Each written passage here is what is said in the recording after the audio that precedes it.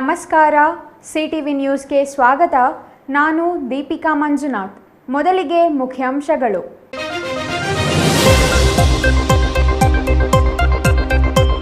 ಮುಖ್ಯಮಂತ್ರಿ ಸಿದ್ದರಾಮಯ್ಯ ಅವರಿಗೆ ರಾಜ್ಯಪಾಲರು ನೋಟಿಸ್ ನೀಡಿರುವ ಕ್ರಮ ಖಂಡಿಸಿ ಚಿಕ್ಕಬಳ್ಳಾಪುರದಲ್ಲಿ ಪ್ರತಿಭಟನೆ ನಡೆಸಿದ ಕಾಂಗ್ರೆಸ್. ಬಿಜೆಪಿ ಜೆಡಿಎಸ್ ನಾಯಕರ ಕೈವಾಡ ಎಂದು ಆರೋಪ. ರಾಜ್ಯ ಸರ್ಕಾರದ ಗ್ಯಾರಂಟಿಗಳಲ್ಲಿ ಒಂದಾದ ಶಕ್ತಿ ಯೋಜನೆಯಿಂದ ತೃತೀಯ ಲಿಂಗಿಗಳಿಗೆ ಅವಮಾನವಾದ ಆರೋಪ. ರಾಜ್ಯ ಮಹಿಳಾ ಆಯೋಗದ ಅಧ್ಯಕ್ಷೆ ಮುಂದೆ ಅಳಲು ತೋಡಿಕೊಂಡ ತೃತೀಯ ಲಿಂಗಿಗಳು. ಕೊನೆಗೂ ಪ್ರಕಟವಾಯಿತು ನಗರಸಭೆ ಅಧ್ಯಕ್ಷ ಉಪಾಧ್ಯಕ್ಷರ ಮೀಸಲಾತಿ. ಅಧ್ಯಕ್ಷ ಸ್ಥಾನ ಸಾಮಾನ್ಯ ವರ್ಗಕ್ಕೆ, ಉಪಾಧ್ಯಕ್ಷ ಸ್ಥಾನ ಎಸ್ಸಿಗೆ ಮೀಸಲು. ಕಳೆದ 1 ವರ್ಷದಿಂದ ನೆನೆಗುದಿಗೆ ಬಿದ್ದಿದ್ದ ಅಧ್ಯಕ್ಷ ಆಯ್ಕೆಗೆ ಆರಂಭವಾಗಲಿದೆ ಕಸರತ್ತು. ಅಂಗವಿಕಲ ಶಿಕ್ಷಕಿಯೊಂದಿಗೆ ಅಸಭ್ಯ ವರ್ತನೆ ಆರೋಪ. ಬಾಗೇಪಲ್ಲಿ ಪಿಎಂಶ್ರೀ ಶಾಲೆ ಮುಖ್ಯ ಶಿಕ್ಷಕನ ಅಮಾನತಿಗೆ ಆಗ್ರಹಿಸಿ ಎಸ್ಎಫ್ಐ ಪ್ರತಿಭಟನೆ. ಪ್ರಕರಣದ ಸಮಗ್ರ ತನಿಖೆಗೆ ವಿದ್ಯಾರ್ಥಿಗಳ ಆಗ್ರಹ. ವಾರ್ತೆಗಳ ವಿವರ. ಮೈಸೂರು ನಗರಾಭಿವೃದ್ಧಿ ಪ್ರಾಧಿಕಾರದ ನಿವೇಶನ ಹಂಚಿಕೆ ಪ್ರಕರಣದ ನೆಪದಲ್ಲಿ ಸಿಎಂ ಸಿದ್ದರಾಮಯ್ಯ ಅವರನ್ನು ಬಿಜೆಪಿ ಮತ್ತು ಜೆಡಿಎಸ್ ಮುಖಂಡರು ತೇಜೋವಧೆ ಮಾಡುತ್ತಿರುವುದು ನಿಲ್ಲಿಸಬೇಕೆಂದು ಶೋಷಿತ ಸಮುದಾಯಗಳ ಒಕ್ಕೂಟದಿಂದ ಪ್ರತಿಭಟನೆ ನಡೆಸಲಾಯಿತು.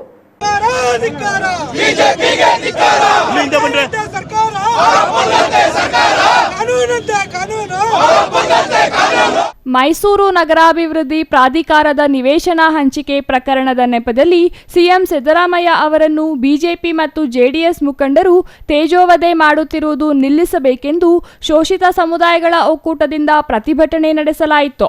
ಚಿಕ್ಕಬಳ್ಳಾಪುರ ನಗರದ ಶಿಡ್ಲಘಟ್ಟ ವೃತ್ತದಲ್ಲಿ ಕರ್ನಾಟಕ ಶೋಷಿತ ಸಮುದಾಯಗಳ ಒಕ್ಕೂಟ ಮತ್ತು ರಾಜ್ಯ ಹಿಂದುಳಿದ ಜಾತಿಗಳ ಒಕ್ಕೂಟದಿಂದ ಮೈಸೂರು ನಗರಾಭಿವೃದ್ಧಿ ಪ್ರಾಧಿಕಾರದ ನಿವೇಶನ ಹಂಚಿಕೆ ಪ್ರಕರಣದ ನೆಪದಲ್ಲಿ ಸಿಎಂ ಸಿದ್ದರಾಮಯ್ಯ ಅವರನ್ನು ಬಿಜೆಪಿ ಮತ್ತು ಜೆಡಿಎಸ್ ಮುಖಂಡರು ತೇಜೋವಧೆ ಮಾಡುತ್ತಿರುವುದು ಖಂಡಿಸಿ ಧಿಕ್ಕಾರ ಕೂಗಿ ಮಾನವ ಸರಪಳಿ ನಿರ್ಮಿಸಿ ಪ್ರತಿಭಟನೆ ನಡೆಸಿದರು.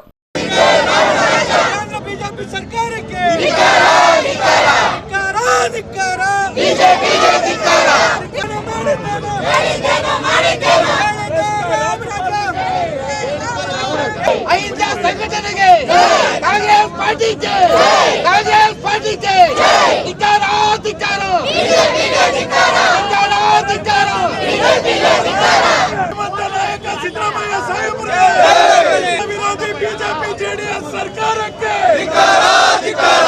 ಈ ವೇಳೆ ಮಾತನಾಡಿದ ಕಾಂಗ್ರೆಸ್ ಜಿಲ್ಲಾಧ್ಯಕ್ಷ ಕೇಶವರೆಡ್ಡಿ, ಇತ್ತೀಚೆಗೆ ರಾಜ್ಯದಲ್ಲಿ ಕೋಮುವಾದಿಗಳು ಮತ್ತು ಜಾತಿವಾದಿ ಪಟ್ಟಭದ್ರ ಹಿತಾಸಕ್ತಿಗಳು ಅಧಿಕಾರದ ಆಸೆಗಾಗಿ ಜನಪರ ಇರುವ ರಾಜ್ಯ ಸರ್ಕಾರವನ್ನು ಅಸ್ಥಿರಗೊಳಿಸಲು ಯತ್ನಿಸುತ್ತಿವೆ. ಮುಖ್ಯಮಂತ್ರಿ ಸಿದ್ದರಾಮಯ್ಯ ಅವರ ವಿರುದ್ಧ ಬಿಜೆಪಿ ಮತ್ತು ಜೆಡಿಎಸ್ ನಾಯಕರು ದೊಡ್ಡ ಮಟ್ಟದ ಷಡ್ಯಂತ್ರ ರೂಪಿಸಿದ್ದಾರೆ.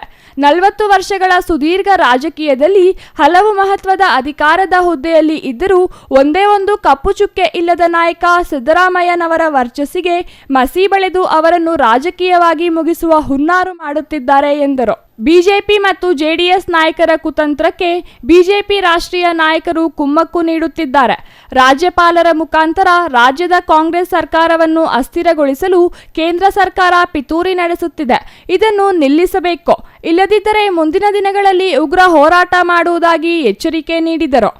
ನಮ್ಮ ಚಿಕ್ಕಬಳ್ಳಾಪುರ ಶಿಡ್ಲಘಟ್ಟ ವೃತ್ತದಲ್ಲಿ ನಮ್ಮ ಮುಖಂಡರು, ಎಲ್ಲ ಸಮುದಾಯಗಳ ಮುಖಂಡರು ಇವತ್ತು ಮಾನ್ಯ ಸಿದ್ದರಾಮಯ್ಯ ಅವರು ಬಗ್ಗೆ ಇವತ್ತು ಬಿಜೆಪಿ ಮತ್ತು ಜೆಡಿಎಸ್ನವರು ಮೂಢ ಹಗರಣ ಅಂತೇಳಿ ಇವತ್ತು ಪಾದಯಾತ್ರೆಯನ್ನು ಹಮ್ಮಿಕೊಂಡಿದ್ದಾರೆ.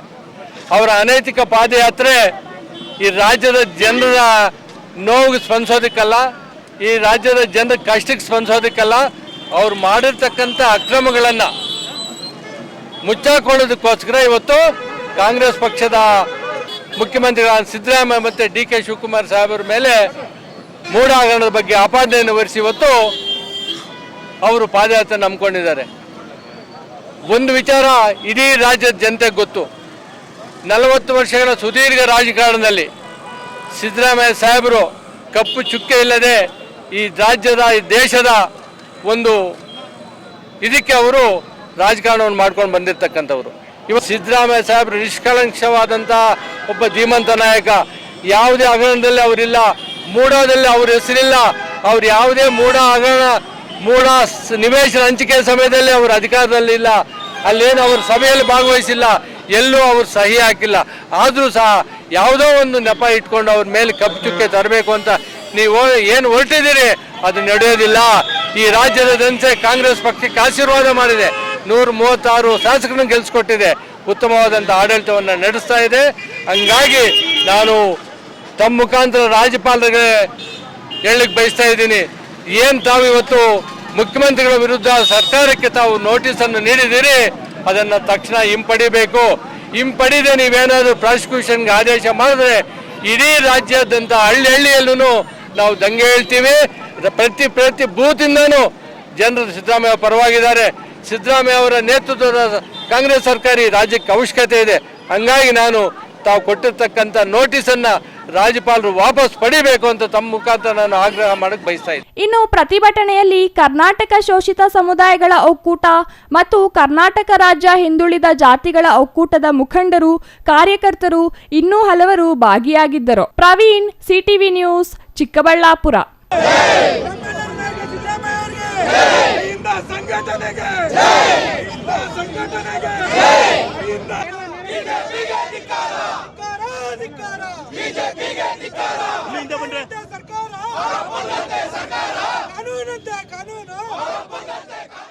ರಾಜ್ಯ ಸರ್ಕಾರದ ಶಕ್ತಿ ಯೋಜನೆಯಿಂದ ಮಹಿಳೆಯರು ಉಚಿತ ಬಸ್ ಸಂಚಾರ ಮಾಡುತ್ತಿದ್ದಾರೆ. ಆದರೆ ಈ ಯೋಜನೆ ತೃತೀಯ ಲಿಂಗಿಗಳಿಗೆ ಅನ್ವಯ ಆಗುವುದಿಲ್ಲ ಎಂದು ದಾರಿ ಮಧ್ಯೆ ಬಸ್ ಕಂಡಕ್ಟರ್ ಅವಮಾನ ಮಾಡಿರುವುದನ್ನು ರಾಜ್ಯ ಮಹಿಳಾ ಆಯೋಗದ ಅಧ್ಯಕ್ಷೆ ಜಿ ಪದ್ಮಾವತಿ ಮುಂದೆ ಅಳಲು ತೋಡಿಕೊಂಡ ಘಟನೆ ಇಂದು ನಡೆಯಿತು.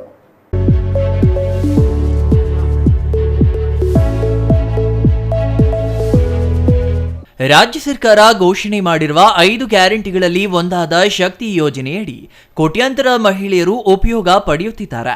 ಆದರೆ ಕೆಲ ಪ್ರದೇಶಗಳಲ್ಲಿ ಶಕ್ತಿ ಯೋಜನೆಯಿಂದ ತೃತೀಯ ಲಿಂಗಿಗಳು ಅವಮಾನಕ್ಕೆ ಒಳಗಾಗುತ್ತಿದ್ದಾರೆ.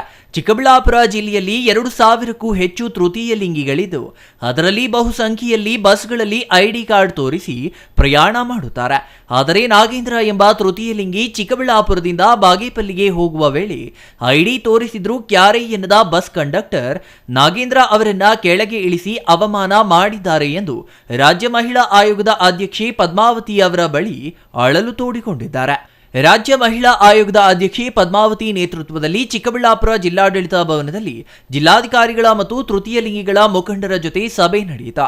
ಈ ವೇಳೆ ಜಿಲ್ಲಾ ಮಟ್ಟದ ತೃತೀಯ ಲಿಂಗಿಗಳ ಯೋಜನೆಗಳ ಬಗ್ಗೆ ದೀರ್ಘಕಾಲದ ಚರ್ಚೆ ನಡೆಸಿ ಬಳಿಕ ಮಾತನಾಡಿದ ಅವರು, ತೃತೀಯ ಲಿಂಗಿಗಳಿಗೆ ಸರ್ಕಾರದಿಂದ ಸಿಗಬೇಕಾದ ಸೌಲಭ್ಯಗಳ ಬಗ್ಗೆ ಮಾಹಿತಿ ಹಂಚಿಕೊಂಡ್ರ. ವಿಶೇಷವಾಗಿ ತೃತೀಯ ಲಿಂಗಿಗಳಿಗೆ ಸ್ವಾವಲಂಬಿ ಜೀವನ ನಡೆಸಲು ಅಗತ್ಯ ವ್ಯವಸ್ಥೆ ಕಲ್ಪಿಸುವಂತೆ ರಾಜ್ಯ ಸರ್ಕಾರಕ್ಕೆ ಮನವಿ ಮಾಡಲಿದ್ದಾರೆ ಎಂದರು. ತೃತೀಯ ಲಿಂಗಿಗಳಿಗೆ ಬಸ್ ಕಂಡಕ್ಟರ್ ಬಸ್ನಿಂದ ಕೆಳಗೆ ಇಳಿಸಿ ಅವಮಾನ ಮಾಡಿರುವುದು ಗಮನಕ್ಕೆ ಬಂದಿದ್ದು, ಇದಕ್ಕೆ ಜಿಲ್ಲಾಧಿಕಾರಿಗಳು ಈಗಾಗಲೇ ಸಂಬಂಧಪಟ್ಟ ಅಧಿಕಾರಿಗಳನ್ನ ಕರೆಸಿ ಸಭೆ ನಡೆಸಿ ತೃತೀಯ ಲಿಂಗಿಗಳಿಗೆ ಶಕ್ತಿ ಯೋಜನೆ ತಲುಪುವ ಕೆಲಸ ಮಾಡುವುದಾಗಿ ಹೇಳಿದ್ದಾರೆ ಎಂದರು. ಕೆಲ ತೃತೀಯ ಲಿಂಗಿಗಳು ಸ್ವಾವಲಂಬಿ ಜೀವನ ನಡೆಸಿಕೊಂಡು ಜನರ ಮಧ್ಯೆ ಬದುಕುತ್ತಿದ್ದಾರೆ. ಆದರೆ ಬಸ್ ಕಂಡಕ್ಟರ್ ಬಸ್ನಿಂದ ಕೆಳಗೆ ಇಳಿಸಿ ಅವಮಾನ ಮಾಡಿದ್ದು ಸರಿಯಲ್ಲ. ಇದಕ್ಕೆ ಜಿಲ್ಲಾಧಿಕಾರಿ ರವೀಂದ್ರ ಅವರು ಆದಷ್ಟು ಶೀಘ್ರ ಅಧಿಕಾರಿಗಳ ಸಭೆ ಕರೆದು ಚಿಕ್ಕಬಳ್ಳಾಪುರ ಜಿಲ್ಲೆಯಲ್ಲಿ ತೃತೀಯ ಲಿಂಗಿಗಳಿಗೆ ಶಕ್ತಿ ಯೋಜನೆ ಸಿಗುವ ಹಾಗೆ ಮಾಡಲಿ ಎಂಬುದೇ ನಮ್ಮ ಆಶಯ ಎಂದು ತೃತೀಯ ಲಿಂಗಿಗಳು ಮನವಿ ಮಾಡಿದ್ರು. ಮತ್ತೆ ಇನ್ನು ಕೆಲವೆಲ್ಲ ಟ್ರೈನಿಂಗ್ ಸೆಂಟರ್ಸ್ ಮೂಲಕ ಹಲವಾರು ಯೋಜನೆಗಳ ಮೂಲಕ ನಾವು ಟ್ರಾನ್ಸ್ಜೆಂಡರ್ ಸಹಾಯ ಮಾಡಿದ್ರು ಕೂಡ ಅವರು ಆದ್ರೂ ಇನ್ನು ಸುಮಾರು ಜನ, ಉದಾಹರಣೆಗೆ ಹೇಳ್ಬೇಕಂದ್ರೆ ನಮ್ಮ ಚಿಕ್ಕಬಳ್ಳಾಪುರ ಜಿಲ್ಲೆನಲ್ಲಿ 2,407 ಜನ ಟ್ರಾನ್ಸ್ಜೆಂಡರ್ಸ್ ಇದ್ದಾರೆ. ಅವ್ರಿಗೆ ಬಹಳಷ್ಟು ಅವಶ್ಯಕತೆ ಇದೆ. ಆದ್ರೆ ನಮ್ಮಲ್ಲಿ ಟಾರ್ಗೆಟ್ ಬಹಳ ಕಡಿಮೆ ಇರೋದ್ರಿಂದ ಎಲ್ಲರ ಒಂದು ಅವಶ್ಯಕತೆಗಳನ್ನು ಕೂಡ ನಾವು ಫುಲ್ಫಿಲ್ ಮಾಡಕ್ ಆಗ್ತಾ ಇಲ್ಲ. ಹಾಗಾಗಿ ಅವ್ರಿಗೆ ಈಗ ಪ್ರಮುಖವಾಗಿ ಈಗ ಕಳೆದ 2 ತಿಂಗಳ 1.5 ತಿಂಗಳ ಒಳಗಡೆ ನಾವು ಅದನ್ನ ನಾನು ಚೇರ್ಮನ್ ಆಗಿ ಅಧಿಕಾರ ತೆಗೆದುಕೊಂಡು ನಂತರ ಗೃಹಲಕ್ಷ್ಮಿ ಬಗ್ಗೆ ಸಂಬಂಧಪಟ್ಟ ಸಚಿವರ ಬಳಿ ಮತ್ತೆ ಮಾತನಾಡಿ ಮತ್ತೆ ಸಂಬಂಧಪಟ್ಟ ಮೊನ್ನೆ ಮುಖ್ಯಮಂತ್ರಿಗಳ ಗಮನಕ್ಕೆ ತಂದು ಟ್ರಾನ್ಸ್ಜೆಂಡರ್ಸ್ಗೂ ಕೂಡ ಗೃಹಲಕ್ಷ್ಮಿ ತಲುಪಬೇಕು ಅಂತ ಹೇಳಿ ಆಪ್ ಅನ್ನ ಪ್ರಾರಂಭ ಮಾಡಿ ಈಗ ಸುಮಾರು ಎಲ್ಲಾ ಜಿಲ್ಲೆಗಳಲ್ಲೂ ಕೂಡ ಟ್ರಾನ್ಸ್ಜೆಂಡರ್ಸ್ಗೆ ಗೃಹಲಕ್ಷ್ಮಿ ತಲುಪುವಂತ ವ್ಯವಸ್ಥೆಗಳು ನಡೀತಾ ಇದೆ. ಅದರಲ್ಲೂ ನಮ್ಗೆ ಶಕ್ತಿ ಯೋಜನೆ ಅನ್ವಯಿಸಿದೆಲ್ಲ ನಾವು ಬಸ್ ಹತ್ತಿದ್ರೆ ನಮ್ಮನ್ನು ಬಸ್ಸಿಂದ ಇಳಿಸ್ಬಿಡ್ತಾರೆ, ಅರ್ಧ ದಾರಿನಲ್ಲಿ ಇಳಿಸ್ತಾರೆ ಅಂತ ಹೇಳಿ ಬಹಳ ಬೇಸರದಿಂದ ನಮ್ಮ ಸಮೀರ್ ಅಂತ ಹೇಳಿ ನಮ್ಮ TG ಟ್ರಾನ್ಸ್ಜೆಂಡರ್ ಹೇಳ್ತಾ ಇದ್ರು. ಅದಕ್ಕೆ ತಕ್ಷಣ ನಮ್ಮ DC ಅವರು ಸ್ಪಂದಿಸಿ ನಾನು ಕೂಡಲೇ ಟ್ರಾನ್ಸ್ಪೋರ್ಟ್ ಸಂಬಂಧಪಟ್ಟ ಯಾರು ಅಧಿಕಾರಿಗಳಿದ್ದಾರೆ ನಮ್ಮ ಜಿಲ್ಲಾವಾರು ಅಧಿಕಾರಿಗಳನ್ನ ಕರೆಸಿ ಸಭೆಯನ್ನು ಮಾಡಿ ನಮ್ಮ ಟ್ರಾನ್ಸ್ಜೆಂಡರ್ಸ್ಗೂ ಕೂಡ ಆ ಶಕ್ತಿ ಯೋಜನೆ ಅವ್ರಿಗೆ ತಲುಪೋ ರೀತಿಯಲ್ಲಿ ಮಾಡ್ತೀನಿ ಅನ್ನೋ ಮಾತನ್ನ DC ಅವರಿಗೆ ಹೇಳಿದ್ರು. ಬಹಳ ಖುಷಿ ಆಗುತ್ತೆ. ಅಧಿಕಾರಿಗಳಿಗೆ ಮಾಡಬೇಕು, ಸೇವೆ ಮಾಡಬೇಕು, ವ್ಯವಸ್ಥೆಗಳಿಗೆ ಸಾಮಾನ್ಯಗೆ ತಲುಪಿಸುವಂತ ಮನೋಭಾವನೆ ಇರಬೇಕು. ಆ ಮನೋಭಾವನೆ ಇಲ್ಲಿರ್ತಕ್ಕಂಥ ಎಲ್ಲ ಅಧಿಕಾರಿಗಳನ್ನ ನಾನು ನೋಡಿದ್ದೇನೆ ಅಂತ ಹೇಳಕ್ಕೆ ಬಯಸ್ತಾ ಇದ್ದೇನೆ. Praveen, CTV news, Chikkaballapur.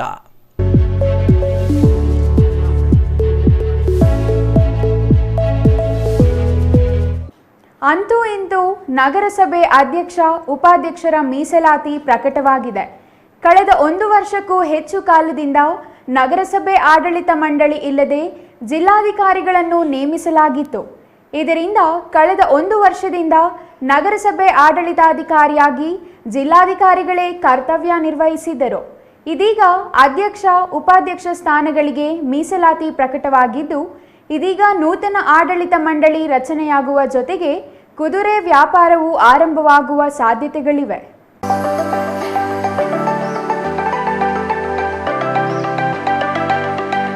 ಹೌದು, ನಗರಸಭೆ ಅಧ್ಯಕ್ಷ ಸ್ಥಾನ ಉಳಿಸಿಕೊಳ್ಳುವುದೆಂದರೆ ಅದು ಪ್ರತಿಷ್ಠೆಯ ಪ್ರಶ್ನೆ.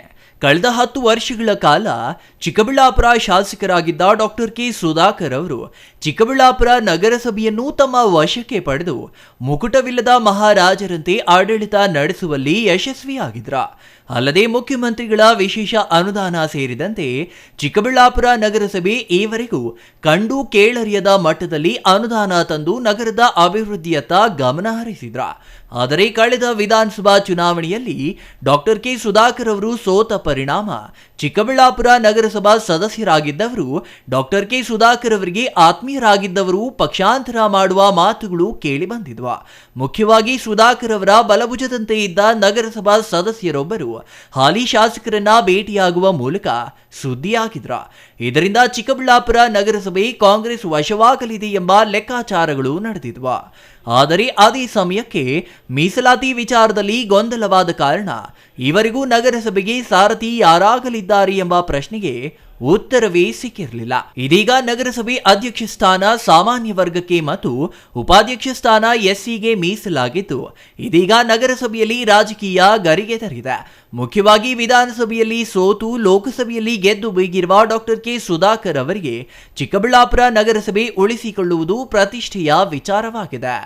ಇನ್ನು ಚಿಕ್ಕಬಳ್ಳಾಪುರ ಜಿಲ್ಲಾ ಕೇಂದ್ರದಲ್ಲಿ ಶಾಸಕರಾಗಿ ಆಯ್ಕೆಯಾಗಿರುವ ಪ್ರದೀಪ್ ಈಶ್ವರ್ ಅವರಿಗೂ ನಗರಸಭೆ ಅಧಿಕಾರ ಉಳಿಸಿಕೊಳ್ಳುವುದು ಅನಿವಾರ್ಯ ಎಂಬ ಸ್ಥಿತಿ ಇದೆ. ನಗರಸಭೆ ಅಧಿಕಾರ ಕಳೆದುಕೊಂಡ್ರೆ ಯಾರೇ ಆಗಲಿ ಬಲಹೀನರಾಗಲಿದ್ದು ನಗರ ವ್ಯಾಪ್ತಿಯಲ್ಲಿ ತಮ್ಮ ಪ್ರಾಬಲ್ಯ ಮೆರೆಯಲು ಸಾಧ್ಯವಾಗುವುದಿಲ್ಲ. ಪ್ರಸ್ತುತ ಚಿಕ್ಕಬಳ್ಳಾಪುರ ನಗರಸಭೆಯಲ್ಲಿ ಕಾಂಗ್ರೆಸ್ಗೆ ಪೂರ್ಣ ಬಹುಮತವಿದೆ. ಆದರೆ ಈ ಹಿಂದೆಯೂ ಬಹುಮತ ಇದ್ದರೂ ಕೆಲ ಕಾಂಗ್ರೆಸ್ ಸದಸ್ಯರು ವಿಪ್ ಉಲ್ಲಂಘಿಸಿ ಬಿಜೆಪಿ ಬೆಂಬಲಿಸಿದ ಇತಿಹಾಸ ಚಿಕ್ಕಬಳ್ಳಾಪುರ ನಗರಸಭೆಗಿದೆ. ಪ್ರಸ್ತುತ ಚಿಕ್ಕಬಳ್ಳಾಪುರ ನಗರಸಭೆಯಲ್ಲಿ ಬಿಜೆಪಿ 9 ಸದಸ್ಯರನ್ನ ಹೊಂದಿದ್ರೆ ಕಾಂಗ್ರೆಸ್ 16 ಸದಸ್ಯರನ್ನ ಹೊಂದಿದೆ. JDS 2 ಮತ್ತು ಪಕ್ಷೇತರರು 4 ಮಂದಿ ಗೆಲುವು ಸಾಧಿಸಿದ್ದಾರೆ. 31 ಮಂದಿ ಸದಸ್ಯರಿರುವ ಚಿಕ್ಕಬಳ್ಳಾಪುರ ನಗರಸಭೆಯಲ್ಲಿ ಬಹುಮತಕ್ಕೆ 16 ಮಂದಿ ಸದಸ್ಯರ ಬೆಂಬಲದ ಅಗತ್ಯವಿದೆ. ಆದರೆ ಈ ಹಿಂದೆ ಮೊದಲ ಅವಧಿಯ ಅಧ್ಯಕ್ಷರ ಆಯ್ಕೆ ವೇಳೆ ಕಾಂಗ್ರೆಸ್ ಸದಸ್ಯರು ವಿಪ್ ಉಲ್ಲಂಘಿಸಿ ಬಿಜೆಪಿ ಬೆಂಬಲಿಸಿದ ಕಾರಣ ಕಾಂಗ್ರೆಸ್ ಅಧಿಕಾರ ಕಳೆದುಕೊಂಡಿತು. ಇದೀಗ ಸಂಸದರಾಗಿ ಡಾಕ್ಟರ್ ಕೆ ಸುಧಾಕರ್ ಅವರು ಇರುವುದರಿಂದ ಮತ್ತೆ ಚಿಕ್ಕಬಳ್ಳಾಪುರ ನಗರಸಭೆಯಲ್ಲಿ ಕೇಸರಿ ಬಾವುಟ ಹಾರಲಿದೆಯಾ ಇಲ್ಲವೇ ಕೈ ಕಮಾಲ್ ನಡೆಸಲಿದೆಯಾ ಎಂಬ ಕುತೂಹಲ ಮನೆ ಮಾಡಿದೆ. ಅಧ್ಯಕ್ಷ ಗಾದಿ ಉಳಿವಿಗಾಗಿ ಪ್ರಸ್ತುತ ಬಿಜೆಪಿ ಮತ್ತು ಕಾಂಗ್ರೆಸ್ನಲ್ಲಿ ತೀವ್ರ ಹಣಾಹಣಿ ನಡೆಯಲಿದ್ದು, ಇದರಲ್ಲಿ ಅಂತಿಮವಾಗಿ ಯಾರು ಗೆದ್ದು ಬೀಗಲಿದ್ದಾರೆ ಎಂಬ ಕುತೂಹಲ ತೀವ್ರವಾಗಿದೆ. ಒಟ್ಟಿನಲ್ಲಿ ನಗರಸಭೆ ಅಧ್ಯಕ್ಷ ಉಪಾಧ್ಯಕ್ಷ ಸ್ಥಾನದ ಮೀಸಲಾತಿ ಪ್ರಕಟವಾಗುವ ಮೂಲಕ ಮತ್ತೆ ಚಿಕ್ಕಬಳ್ಳಾಪುರದಲ್ಲಿ ರಾಜಕೀಯ ಗರಿಗೆದರಿದ್ದು, ಅಂತಿಮವಾಗಿ ಗೆದ್ದು ಬೀಗುವವರು ಯಾರು ಎಂಬುದನ್ನು ಕಾದು ನೋಡಬೇಕಿದೆ. ಈಗ ನಗರಸಭೆ ಮತ್ತು ಪುರಸಭೆ ಚುನಾವಣೆ, ಅಧ್ಯಕ್ಷರು ಮತ್ತು ಉಪಾಧ್ಯಕ್ಷರ ಚುನಾವಣೆಗೆ ಮುಂಚೆ ಮೀಸಲಾತಿ ಘೋಷಣೆ ಆಗಿದೆ. ಅದೇ ರೀತಿ ಮೀಸಲಾತಿ SC ST ಮತ್ತು ಜನರಲ್ ಭಾಳ ನ್ಯಾಯಬದ್ಧವಾಗಿ ಅನೌನ್ಸ್ ಆಗಿರೋದ್ರಿಂದ ನಾವು ಸ್ವಾಗತ ಮಾಡ್ತೀವಿ ಕೂಡ. ಅದೇ ರೀತಿ ಅಧ್ಯಕ್ಷರು ಯಾರೇ ಆಗಲಿ ನ್ಯಾಯಬದ್ಧವಾಗಿ ಆಡಳಿತ ಮಾಡಬೇಕು ಅಂತೇಳಿ ನಾನು ಆ್ಯಸ್ ಎ ಒಂದು ನಗರಸಭಾ ಸದಸ್ಯನಾಗಿ ಹೇಳಲಿಕ್ಕೆ ಇಷ್ಟಪಡ್ತೀನಿ. Praveen, CTV news, Chikkaballapur. ಸಹ ಶಿಕ್ಷಕಿಯೊಂದಿಗೆ ಅಸಭ್ಯವಾಗಿ ನಡೆದುಕೊಂಡ ಮುಖ್ಯ ಶಿಕ್ಷಕರನ್ನು ಅಮಾನತು ಮಾಡಿ ಪ್ರಕರಣದ ಸಮಗ್ರ ತನಿಖೆ ಮಾಡಬೇಕೆಂದು ಎಸ್ಎಫ್ಐ ಜಿಲ್ಲಾಧ್ಯಕ್ಷ ಸೋಮಶೇಖರ್ ಒತ್ತಾಯಿಸಿದರು. ಬಾಗೇಪಲ್ಲಿ ಪಟ್ಟಣದ ಪಿಎಂ ಶ್ರೀ ಶಾಲೆಯಲ್ಲಿ ಸಹ ಶಿಕ್ಷಕಿಯೊಬ್ಬರೊಂದಿಗೆ ಮುಖ್ಯ ಶಿಕ್ಷಕ ಅಸಭ್ಯ ವರ್ತನೆ ಮಾಡಿರುವುದನ್ನು ಖಂಡಿಸಿ ಸೋಮವಾರ ಎಸ್ಎಫ್ಐ ನೇತೃತ್ವದಲ್ಲಿ ಬಿಇಒ ಕಚೇರಿ ಮುಂದೆ ಪ್ರತಿಭಟನೆ ನಡೆಸಲಾಯಿತು.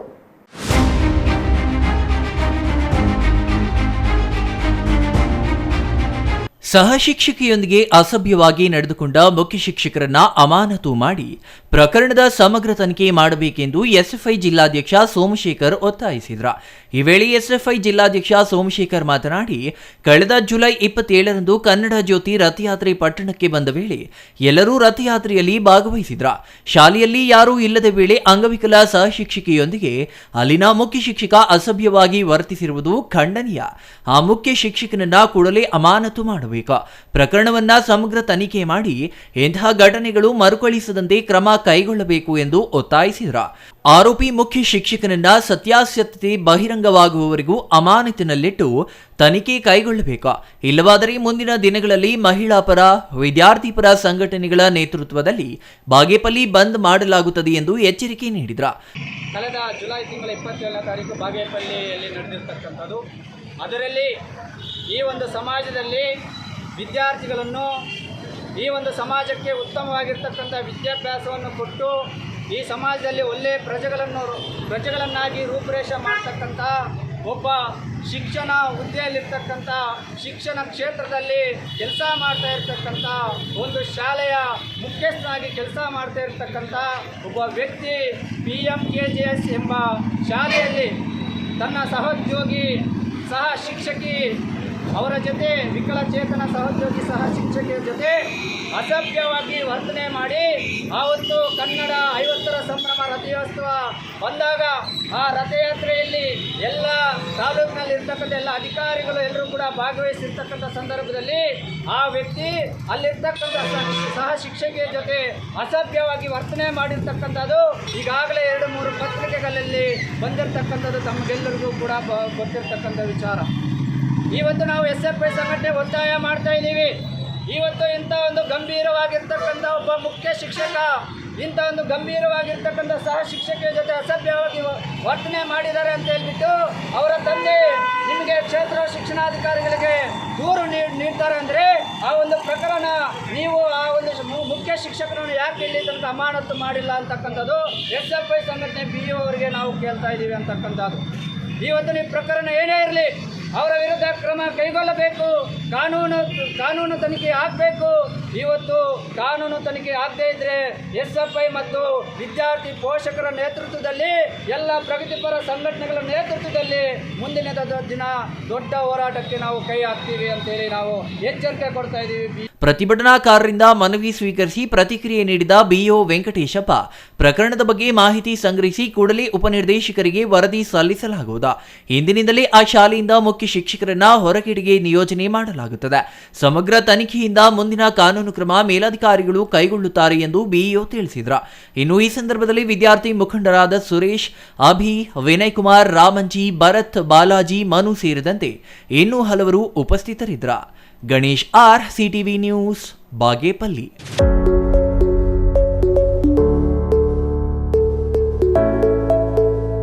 ಭಾರತೀಯ ಸೇನೆಯಲ್ಲಿ 22 ವರ್ಷ ಸೇವೆ ಸಲ್ಲಿಸಿ ನಿವೃತ್ತಿ ಹೊಂದಿ ಸ್ವಗ್ರಾಮ ಬೀದರ್ ಜಿಲ್ಲೆಯ ಔರಾ ತಾಲೂಕಿನ ಮಸ್ಕಲ್ಗೆ ಆಗಮಿಸಿದ ವೀರ ಯೋಧ ರಾಚಪ್ಪ ಇಸ್ಲಾಂಪುರೆ ಅವರಿಗೆ ಹುಟ್ಟೂರಿನಲ್ಲಿ ಜನ್ಮಭೂಮಿ ಸೇವಾ ಸಂಸ್ಥೆ ಮತ್ತು ಮಸ್ಕಲ್ ಗ್ರಾಮಸ್ಥರಿಂದ ಅದ್ದೂರಿ ಸ್ವಾಗತ ಕೋರಲಾಯಿತು.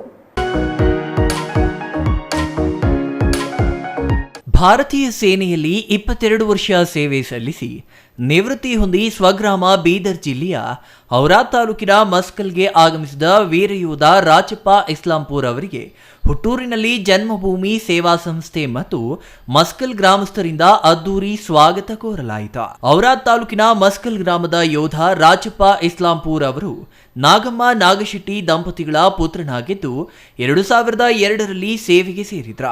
ದೇಶದ ವಿವಿಧ ಪ್ರದೇಶಗಳಾದ ಅಸ್ಸಾಂ, ಹಿಮಾಚಲ ಪ್ರದೇಶ, ಪಂಜಾಬ್, ಅರುಣಾಚಲ ಪ್ರದೇಶ, ಶ್ರೀನಗರ್, ಲೇ ಲಡಾಖ್ ಸೇರಿದಂತೆ ಆಯಕಟ್ಟಿನ ಜಾಗಗಳಲ್ಲಿ ಸೇನೆಯಲ್ಲಿ ಸೇವೆ ಸಲ್ಲಿಸಿ ವಿವಿಧ ಯುದ್ಧಗಳಲ್ಲಿ ಭಾಗಿಯಾಗಿ ದಿಟ್ಟತನದಿಂದ ಹೋರಾಟ ನಡೆಸಿ ಇದೀಗ 22 ವರ್ಷದ ಭಾರತೀಯ ಸೇನೆಯ ಸೇವೆ ನಂತರ ನಿವೃತ್ತಿ ಹೊಂದಿ ಸ್ವಗ್ರಾಮಕ್ಕೆ ಆಗಮಿಸಿದ ಹಿನ್ನೆಲೆಯಲ್ಲಿ ಗ್ರಾಮಸ್ಥರು ಅದ್ದೂರಿ ಸನ್ಮಾನ ಮಾಡಿ ಸ್ವಾಗತಿಸಿದ್ರ. ಇದಕ್ಕೂ ಮುನ್ನ ಗ್ರಾಮದ ಯುವಕರು, ಹಳೆ ವಿದ್ಯಾರ್ಥಿಗಳ ಬಳಗ, ದೇಶಾಭಿಮಾನಿಗಳ ಬಳಗದವರು ಔರಾದ್ ತಾಲೂಕಿನ ಸಂತಪುರ ಬಸವೇಶ್ವರ ವೃತ್ತದಲ್ಲಿ ಅದ್ದೂರಿಯಾಗಿ ಯೋಧರನ್ನ ಬರಮಾಡಿಕೊಂಡು ಸುಮಾರು 3 ಕಿಲೋಮೀಟರ್ ದೂರದ ಮಸ್ಕಲ್ ಗ್ರಾಮದವರೆಗೆ ಬೈಕ್ ರ್ಯಾಲಿ ಮೂಲಕ ನಿವೃತ್ತ ಯೋಧನಿಗೆ ಭವ್ಯ ಮೆರವಣಿಗೆ ಮಾಡಿದ್ರ. ಮೆರವಣಿಗೆ ಸ್ವಗ್ರಾಮಕ್ಕೆ ಆಗಮಿಸುತ್ತಿದ್ದಂತೆ ಗ್ರಾಮದ ತಾಯಂದಿರು ಮತ್ತು ಗ್ರಾಮಸ್ಥರು ತಲೆಯ ಮೇಲೆ ಕಳಸಗಳನ್ನ ಹೊತ್ತು ಮಂಗಳ ವಾದ್ಯಗಳೊಂದಿಗೆ ಗ್ರಾಮದ ಮಗನಿಗೆ ಭವ್ಯವಾಗಿ ಬರಮಾಡಿಕೊಂಡು ಅಪ್ಪಿಕೊಂಡು ಸನ್ಮಾನಿಸಿದ್ರ. ದೇಶದ ಜನರ ಸುರಕ್ಷತೆಗಾಗಿ ತನ್ನ ಪ್ರಾಣ ಒತ್ತಿ ಇಟ್ಟು ಗಡಿಯಲ್ಲಿ ದೇಶ ಕಾಯುವ ಯೋಧರ ಸೇವೆಗೆ ಸರಿಸಾಟಿ ಯಾವುದೂ ಇಲ್ಲ.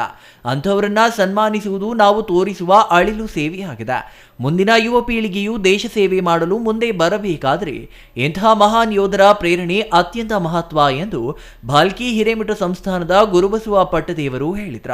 ಈ ರಾಷ್ಟ್ರಕ್ಕಾಗಿ ತ್ಯಾಗ ಬಲಿದಾನ ಮಾಡ ಎಲ್ಲ ಯೋಧರನ್ನ, ರಾಷ್ಟ್ರ ಪ್ರೇಮಿಗಳನ್ನ, ನನ್ನ ಆರಾಧ್ಯದ ದೇವರು, ಕನ್ನಡದ ಪಟ್ಟ ದೇವರೆಂದೇ ಖ್ಯಾತನಾಮರಾದ ಸದ್ಗುರುಗಳಾಗಿರ್ತಕ್ಕಂಥ ಡಾಕ್ಟರ್ ಚನ್ನಬಸವ ಪಟ್ಟದೇವರನ್ನ ಸ್ಮರಿಸಿ, ಎನ್ನ ಅಂತರಂಗದ ಶಕ್ತಿ ಮಾತೃ ಹೃದಯಗಳ ಪರಮ ಪೂಜ್ಯರ ಪಾದ ಕಮಲಗಳಿಗೆ ಭಕ್ತಿಪೂರ್ವಕ ಪ್ರಣಾಮಗಳನ್ನು ಸಲ್ಲಿಸಿ, ಈ ಒಂದು ಜನ್ಮಭೂಮಿ ಸೇವಾ ಸಂಸ್ಥೆ ವತಿಯಿಂದ muscle ಗ್ರಾಮಸ್ಥರಿಂದ Rajappa Mahesh ಇಸ್ಲಾಂಪುರೆ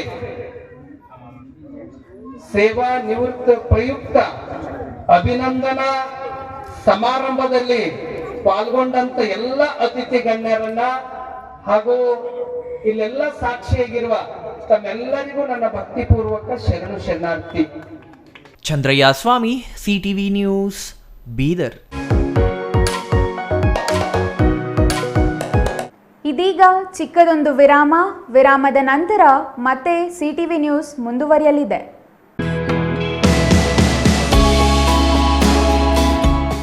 Shri ಚಾಮವಿ party hall, 4ನೇ ಮಹಡಿ, ಶ್ರೀ ಚಾಮವಿ ಕಾಂಪ್ಲೆಕ್ಸ್, ಗೆರಿಯಾ ಶೋರೂಮ್ನ ಮೇಲೆ, ನಂಬರ್ 232T, ಬಿಬಿ ರಸ್ತೆ, ಚಿಕ್ಕಬಳ್ಳಾಪುರ. ನಿಮ್ಮ ಎಲ್ಲ ಶುಭ ಕಾರ್ಯಗಳಿಗೆ ಸುಸಜ್ಜಿತ ಪಾರ್ಟಿ ಹಾಲ್ ಚಿಕ್ಕಬಳ್ಳಾಪುರದಲ್ಲಿ ಸಿದ್ಧ. ಹುಟ್ಟುಹಬ್ಬ, ನಾಮಕರಣ, ಕಾರ್ಯಕ್ರಮ ಯಾವುದೇ ಇರಲಿ, ನಿಮ್ಮ ನಿರೀಕ್ಷೆಗೆ ತಕ್ಕ ಪಾರ್ಟಿ ಹಾಲ್. ನಮ್ಮಲ್ಲಿ ದೊರೆಯುವ ಸೌಲಭ್ಯಗಳು: ವಿಶಾಲವಾದ party hall, 1 dining hall, modern ಅಡುಗೆ ಕೋಣೆ, 300 ಅತಿಥಿಗಳ ಆಸನ ಸಾಮರ್ಥ್ಯ, 2 ಕೊಠಡಿಗಳು ಸಸ್ಯಾಹಾರಿಗಳಿಗೆ ಮಾತ್ರ, ಎಸಿ ಕೇಂದ್ರೀಕೃತ ಪಾರ್ಟಿ ಹಾಲ್, ಪ್ರೊಜೆಕ್ಟರ್ ಮತ್ತು ಪರದೆಯೊಂದಿಗೆ ಸಿದ್ಧವಾಗಿದೆ. ಎಐ ಸ್ಪೀಕರ್ಗಳಿಂದ ಆವೃತ, ಲಿಫ್ಟ್ ಕೂಡ ಲಭ್ಯವಿದೆ. 100 ಕಾರ್ಗಳಿಗೆ ಪಾರ್ಕಿಂಗ್ ವ್ಯವಸ್ಥೆ, ಪವರ್ ಬ್ಯಾಕಪ್ ಜನರೇಟರ್ ಲಭ್ಯ. ಕೂಡಲೇ ಸಂಪರ್ಕಿಸಿ 9916161691 9739702077.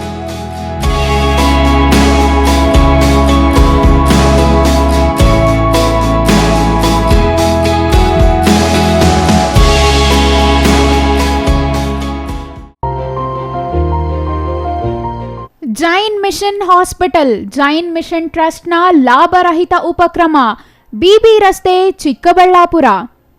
ಇನ್ನು ಮುಂದೆ ಹೆಚ್ಚಿನ ಚಿಕಿತ್ಸೆಗಾಗಿ ಬೆಂಗಳೂರಿಗೆ ಹೋಗಬೇಕು ಎಂಬ ಚಿಂತೆ ಬೇಡ. ಚಿಕ್ಕಬಳ್ಳಾಪುರದ ಮೊಟ್ಟ ಮೊದಲ ಅತ್ಯಾಧುನಿಕ ತಂತ್ರಜ್ಞಾನ ಗುಣಮಟ್ಟದ ವೈದ್ಯಕೀಯವನ್ನು ಒಳಗೊಂಡ ಏಕೈಕ ಆಸ್ಪತ್ರೆ ಜೈನ್ ಮಿಷನ್ ಹಾಸ್ಪಿಟಲ್. ದಿನದ 24 ಗಂಟೆಗಳು ನೆಬುಲೈಸೇಷನ್, ಹೆರಿಗೆ, ಐಸಿಯು, ಟ್ರಾಮ್ ಸೆಂಟರ್, ಆಂಬ್ಯುಲೆನ್ಸ್ ಸೇವೆಗಳು ಲಭ್ಯವಿದೆ. ಜೈನ್ ಮಿಷನ್ ಆಸ್ಪತ್ರೆಯು 4 ಅಂತಸ್ತಿನ ಕಟ್ಟಡವನ್ನು ಒಳಗೊಂಡಿದ್ದು 100 ಹಾಸಿಗೆಗಳುಳ್ಳ ಸುಸಜ್ಜಿತವಾದ ಆಸ್ಪತ್ರೆಯಾಗಿದೆ. ಅಲ್ಲದೆ ಸುಧಾರಿತ ಲ್ಯಾಬ್ ಸೌಲಭ್ಯಗಳು, ಎಕ್ಸ್ರೇ, ಓಟಿ ಕಾಂಪ್ಲೆಕ್ಸ್, ಲ್ಯಾಬ್ ಸೇವೆಗಳು, ಒಳಗಿನ ರೋಗಿಗಳು, ಸಾಮಾನ್ಯ ಸೇವೆಗಳು ಲಭ್ಯವಿದೆ.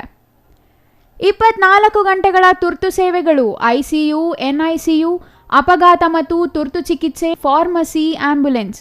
ವಿರಾಮದ ನಂತರ ಮತ್ತೆ ಸಿಟಿವಿ ನ್ಯೂಸ್ಗೆ ಸ್ವಾಗತ. ಚಿಕ್ಕಬಳ್ಳಾಪುರ ಜಿಲ್ಲೆಯಾದ್ಯಂತ ಸರಗಳ್ಳರ ಹಾವಳಿ ಮಿತಿ ಮೀರಿದ್ದು ಕಡಿವಾಣ ಹಾಕುವಲ್ಲಿ ಜಿಲ್ಲಾ ಪೊಲೀಸ್ ಇಲಾಖೆ ಸಂಪೂರ್ಣ ವಿಫಲವಾಗಿದೆ. ಶಿಡ್ಲಘಟ್ಟ, ಚಿಕ್ಕಬಳ್ಳಾಪುರ, ಚಿಂತಾಮಣಿಗಳಲ್ಲಿ ಈಗಾಗಲೇ ಸರಗಳವು ನಡೆದಿದ್ದು ಸತತವಾಗಿ ಸರಗಳ್ಳತನ ನಡೆಯುತ್ತಿದ್ದರೂ ಕಳ್ಳರ ಹೆಡೆಮುರಿ ಕಟ್ಟುವಲ್ಲಿ ಪೊಲೀಸರು ಕೈ ಚೆಲ್ಲಿರೋದು ಸಾರ್ವಜನಿಕರ ಆಕ್ರೋಶಕ್ಕೆ ಕಾರಣವಾಗಿತ್ತು. ಇಂದು ಚಿನ್ನದ ಸರಕ್ಕಾಗಿ ವೃದ್ಧೆಯೊಬ್ಬರ ಕೊಲೆ ಮಾಡಿ ಸರಗಳ್ಳರು ಅಟ್ಟಹಾಸ ಮೆರೆದಿದ್ದಾರೆ. ಹೌದು, ಚಿಕ್ಕಬಳ್ಳಾಪುರ ಜಿಲ್ಲೆಯಲ್ಲಿ ನಡೆದಿದ್ದ ಅಪಹರಣ ಪ್ರಕರಣವೊಂದರ ಸಂಬಂಧ ಆರೋಪಿಗಳ ಎಡೆಮುರಿ ಕಟ್ಟಿದ್ದ ಪೊಲೀಸರು ಮೊನ್ನೆ ತಾನೇ ಮಾಧ್ಯಮಗಳಲ್ಲಿ ಮಿಂಚಿದ್ರ. ಆದರೆ ಆ ಪ್ರಕರಣದ ಯಶಸ್ಸು ಹೆಚ್ಚು ಸಮಯ ಉಳಿಯದಂತೆ ಮಾಡುವಲ್ಲಿ ಸರಗಳ್ಳರು ಯಶಸ್ವಿಯಾಗಿದ್ದಾರೆ. ಯಾಕೆಂದರೆ ಇಂದು ಚಿಂತಾಮಣಿ ತಾಲೂಕಿನ ಕೈವಾರದಲ್ಲಿ ಕತ್ತಿನಲ್ಲಿದ್ದ ಸರ ಕದಿಯಲು ವೃದ್ಧೆಯೊಬ್ಬರ ಕೊಲೆಯನ್ನೇ ಮಾಡಿರುವ ಸರಗಳ್ಳರು ಪೊಲೀಸರಿಗೆ ಸವಾಲು ಎಸೆದಿದ್ದು, ಈಗಲಾದರೂ ಪೊಲೀಸರು ಕಳ್ಳರ ಸೆರೆಗೆ ಶ್ರಮಿಸಲಿದ್ದಾರಾ ಎಂಬ ಪ್ರಶ್ನೆ ಎದುರಾಗಿದೆ. ಚಿಂತಾಮಣಿ ತಾಲೂಕಿನ ಕೈವಾರ ಗ್ರಾಮದ ಮನೆಯಲ್ಲಿದ್ದ ವೃದ್ಧ ಮಹಿಳೆ ಲಲಿತಮ್ಮ ಎಂಬುವರ ಕತ್ತು ಕೊಯ್ದು ಕೊಲೆ ಮಾಡಲಾಗಿದ್ದು, ಕೊಲೆಯಾದ ಘಟನೆ ಹಾಡ ಹಗಲಿನಲ್ಲಿ ನಡೆದಿರೋದು ಪೊಲೀಸರ ಕಾರ್ಯಕ್ಷಮತೆಗೆ ಸವಾಲೆಸೆಯುವಂತಿದೆ. ಕೊಲೆಯಾದ ವೃದ್ಧೆ 67 ವರ್ಷದ ಲಲಿತಮ್ಮ ಎಂದು ಗುರುತಿಸಲಾಗಿದೆ. ಚಿಂತಾಮಣಿ ತಾಲೂಕಿನ ಕೈವಾರದ ಸರ್ಕಾರಿ ಶಾಲೆಯ ಸಮೀಪದ ಮನೆಯಲ್ಲಿ ನಿವೃತ್ತ ಗ್ರಾಮ ಪಂಚಾಯಿತಿ ಕಾರ್ಯದರ್ಶಿ ಗೋವಿಂದಪ್ಪ ಎಂಬುವರ ಪತ್ನಿ ಲಲಿತಮ್ಮ ಅವರನ್ನ ಚಿನ್ನದ ಸರಕ್ಕಾಗಿ ಕೊಲೆ ಮಾಡಿದ ಆರೋಪ ಕೇಳಿಬಂದಿದೆ. ಇಂದು ಮಧ್ಯಾಹ್ನ ಸುಮಾರು 12ರ ಸಮಯದಲ್ಲಿ ಅಪರಿಚಿತ ವ್ಯಕ್ತಿಗಳು ಕೊಲೆ ಮಾಡಿ ಚಿನ್ನದ ಸರ ಕದ್ದೊಯ್ದಿದ್ದಾರೆ ಎನ್ನಲಾಗಿದ್ದು, ಲಲಿತಮ್ಮ ಅವರ ಸೊಸೆ ಸ್ಥಳೀಯ ಶಾಲೆಯಲ್ಲಿ ಕೆಲಸ ನಿರ್ವಹಿಸುತ್ತಿದ್ದು, ಮಧ್ಯಾಹ್ನ 1 ಗಂಟೆ ವೇಳೆಯಲ್ಲಿ ಮನೆಗೆ ಬಂದಾಗ ಕೊಲೆ ನಡೆದಿರುವ ವಿಚಾರ ಕಂಡು ಕೂಡಲೇ ಪೊಲೀಸರಿಗೆ ಮಾಹಿತಿ ನೀಡಿದ್ದಾರೆ. ಸ್ಥಳಕ್ಕೆ ಜಿಲ್ಲಾ ರಕ್ಷಣಾಧಿಕಾರಿ Kushal Chowkse, additional SP Khasim Khan, DYSP Muralidhar, ವೃತ್ತ ನಿರೀಕ್ಷಕ ಶಿವಕುಮಾರ್, ವಿಜಯಕುಮಾರ್ ಸ್ಥಳಕ್ಕೆ ಭೇಟಿ ನೀಡಿ ಪರಿಶೀಲನೆ ನಡೆಸಿ ಮುಂದಿನ ಕ್ರಮ ಕೈಗೊಂಡಿದ್ದಾರೆ. Chintamani rural police station limits ಅಲ್ಲಿ ಕೈವಾರ ಗ್ರಾಮ ವ್ಯಾಪ್ತಿಯ ಒಂದು ಮನೆಯಲ್ಲಿ ಈಗ ಮರ್ಡರ್ ಕೇಸ್ ರಿಪೋರ್ಟ್ ಆಗಿದೆ. ಆಫ್ಟರ್ನೂನ್ ಟೈಮಲ್ಲಿ around 2:30. Deceased age around 65 years ಇದೆ. ಅವ್ರದ್ದು ಹೆಸರು ಲಲಿತಮ್ಮ, ಬಿಡುವಿದ್ದಾರೆ. ಅವ್ರದ್ದು ಮಗ ಮತ್ತು ಮಗದು ವೈಫ್ ಜೊತೆ ವಾಸ ಇದೆ ಇಲ್ಲಿ ಕೈವಾರ ಅಲ್ಲಿ ಅವ್ರದ್ದು. ಮತ್ತು husband wife both are working. ಅಲ್ಲಿ ಇವರು ನಮ್ಮ ಅಮ್ಮ ಮನೆಯಲ್ಲಿ ಇದ್ದಾರೆ. ಆ ಟೈಮ್ಗೆ ಈ ಥರ ಇನ್ಸಿಡೆಂಟ್ ಆಗಿದೆ, ಈ ಥರ ರಿಪೋರ್ಟ್ ಆಗಿದೆ. ಸೊ ನಾವು ಈಗ ಎಲ್ಲ ನಮ್ಮ ಫಾರೆನ್ಸಿಕ್ ಎವಿಡೆನ್ಸಸ್ ಕಲೆಕ್ಟ್ ಮಾಡ್ತಾ ಇದ್ದೀವಿ ಮತ್ತು ಟ್ರೈ ಮಾಡ್ತಾ ಇದ್ದೀವಿ ಇದನ್ನು ಯಾರು ಈ ಥರ ಮಾಡಿದ್ದಾರೆ, ಹೇಗೆ ಆಗಿದೆ ಎಲ್ಲ ಇನ್ವೆಸ್ಟಿಗೇಷನ್ ನಡ್ತಾ ಇದೆ. 100% ನಾವು ಅವ್ರಿಗೆ ಕೈ.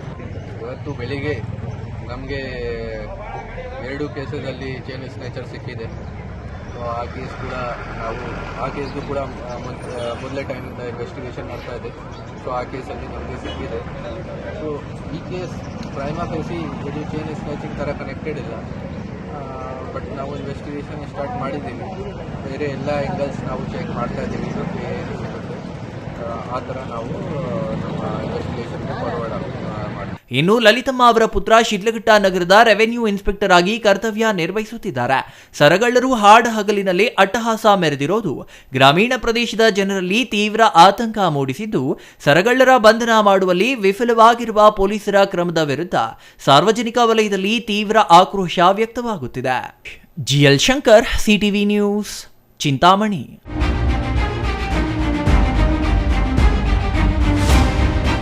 ರಾಜ್ಯ ರೈತ ಸಂಘ ಮತ್ತು ಹಸಿರು ಸೇನೆ ಹೆಗ್ಗಡಹಳ್ಳಿ ಗ್ರಾಮ ಪಂಚಾಯಿತಿ ಹಾಗೂ ಸುಯೋಗ ಆಸ್ಪತ್ರೆ ಸಹಯೋಗದೊಂದಿಗೆ ನಂಜನಗೂಡು ತಾಲೂಕಿನ ಹೆಗ್ಗಡಹಳ್ಳಿಯಲ್ಲಿ ಇಂದು ಆರೋಗ್ಯ ತಪಾಸಣಾ ಶಿಬಿರ ಆಯೋಜಿಸಲಾಗಿತ್ತು.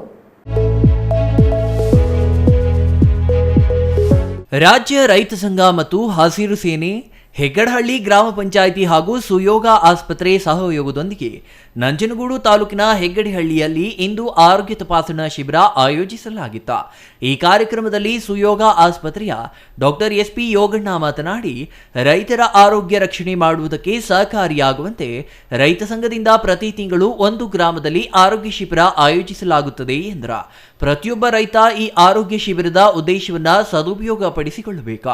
ಸುಯೋಗ ಆಸ್ಪತ್ರೆಯಿಂದ ಹಳ್ಳಿಯ ಕಡೆ ಎಂಬ ಘೋಷವಾಕ್ಯದೊಂದಿಗೆ ರೈತ ಸಂಘದ ಮೂಲಕ ಈ ಕಾರ್ಯ ಮಾಡಲಾಗುತ್ತದೆ. ಇತ್ತೀಚಿನ ದಿನಗಳಲ್ಲಿ ವೈದ್ಯಕೀಯ ಸೇವೆ ವಾಣಿಜ್ಯ ಸೇವೆಯಾಗಿ ಪರಿವರ್ತನೆಯಾಗಿದೆ. ಶೋಷಣೆ ಮಾಡದ ರೀತಿ ಆರೋಗ್ಯ ಸೇವೆ ಮಾಡಬೇಕಾಗಿದೆ ಎಂದು ಅವರು ಅಸಮಾಧಾನ ವ್ಯಕ್ತಪಡಿಸಿದರು. ಹಳ್ಳಿಯ ಪ್ರತಿಯೊಬ್ಬ ನಾಗರಿಕರು ಕೇಂದ್ರ ಸರ್ಕಾರದ ಯೋಜನೆಯಾದ ಆಯುಷ್ಮಾನ್ ಯೋಜನೆಯನ್ನ ಸದುಪಯೋಗ ಪಡಿಸಿಕೊಳ್ಳಬೇಕು.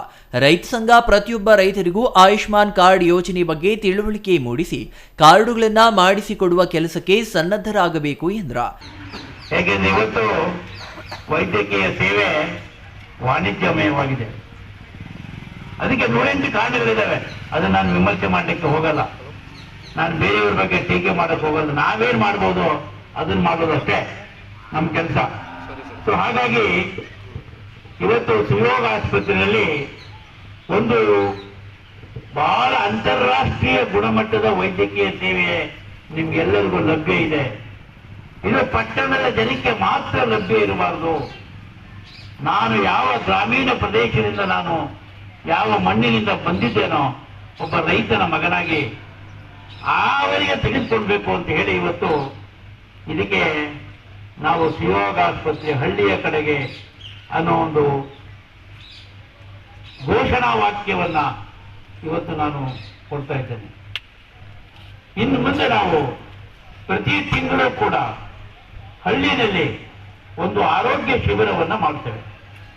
ಎಲ್ಲ ತಜ್ಞ ವೈದ್ಯಗಳನ್ನು ಕೂಡ ಕರ್ಕೊಂಡು ಬರ್ತಕ್ಕಂಥ ಕೆಲಸವನ್ನ ಇದು ಪ್ರಥಮವಾಗಿ ಸ್ಟಾರ್ಟ್ ಆಗಿದೆ. ಪ್ರತಿಯೊಂದು ಶಿಬಿರಕ್ಕೂ ನಾನೇ ಬರ್ತೇನೆ. ಎಷ್ಟೇ ಬಿಸಿ ಆಗಿರಲಿ ನಾನೇ ಬರ್ತೇನೆ ಪ್ರತಿ ಶಿಬಿರಕ್ಕೂ ಕೂಡ. ಕಾರ್ಯಕ್ರಮದಲ್ಲಿ ರಾಜ್ಯ ರೈತ ಸಂಘ ಮತ್ತು ಹಸಿರು ಸೇನೆ ಜಿಲ್ಲಾಧ್ಯಕ್ಷ ವಿದ್ಯಾಸಾಗರ್, ಗ್ರಾಮ ಪಂಚಾಯಿತಿ ಅಧ್ಯಕ್ಷ ಕಾಂತರಾಜು, ರಘು, ಸತೀಶ್ ರಾವ್, ಶ್ವೇತಾ, ಶೈಲಜಾ ಇನ್ನೂ ಹಲವರು ಹಾಜರಿದ್ದರು. Kumar, CTV news, Nanjangud. MUDA ಹಗರಣದ ನೆಪದಲ್ಲಿ ಮುಖ್ಯಮಂತ್ರಿ ಸಿದ್ದರಾಮಯ್ಯ ಅವರಿಗೆ ರಾಜ್ಯಪಾಲರು ನೋಟಿಸ್ ಜಾರಿ ಮಾಡಿರುವುದನ್ನು ವಿರೋಧಿಸಿ ಬೆಂಗಳೂರು ಗ್ರಾಮಾಂತರ ಜಿಲ್ಲಾ ಅಹಿಂದ ಸಂಘಟನೆಗಳ ಒಕ್ಕೂಟ, ಜಿಲ್ಲಾ ಶೋಷಿತ ಸಮುದಾಯಗಳ ಒಕ್ಕೂಟ ಜಂಟಿ ಸಹಭಾಗಿತ್ವದಲ್ಲಿ ಇಂದು ದೊಡ್ಡಬಳ್ಳಾಪುರ ನಗರದ ಅಂಬೇಡ್ಕರ್ ವೃತ್ತದಲ್ಲಿ ಪ್ರತಿಭಟನೆ ನಡೆಸಲಾಯಿತು. ಮುಡಾ ಹಗರಣದ ನೆಪದಲ್ಲಿ ಮುಖ್ಯಮಂತ್ರಿ ಸಿದ್ದರಾಮಯ್ಯ ಅವರಿಗೆ ರಾಜ್ಯಪಾಲರು ನೋಟಿಸ್ ಜಾರಿ ಮಾಡಿರುವುದನ್ನು ವಿರೋಧಿಸಿ ಬೆಂಗಳೂರು ಗ್ರಾಮಾಂತರ ಜಿಲ್ಲಾ ಅಹಿಂದ ಸಂಘಟನೆಗಳ ಒಕ್ಕೂಟ, ಜಿಲ್ಲಾ ಶೋಷಿತ ಸಮುದಾಯಗಳ ಒಕ್ಕೂಟ ಜಂಟಿ ಸಹಭಾಗಿತ್ವದಲ್ಲಿ ಇಂದು ದೊಡ್ಡಬಳ್ಳಾಪುರದಲ್ಲಿ ಪ್ರತಿಭಟನೆ ನಡೆಸಲಾಯಿತು.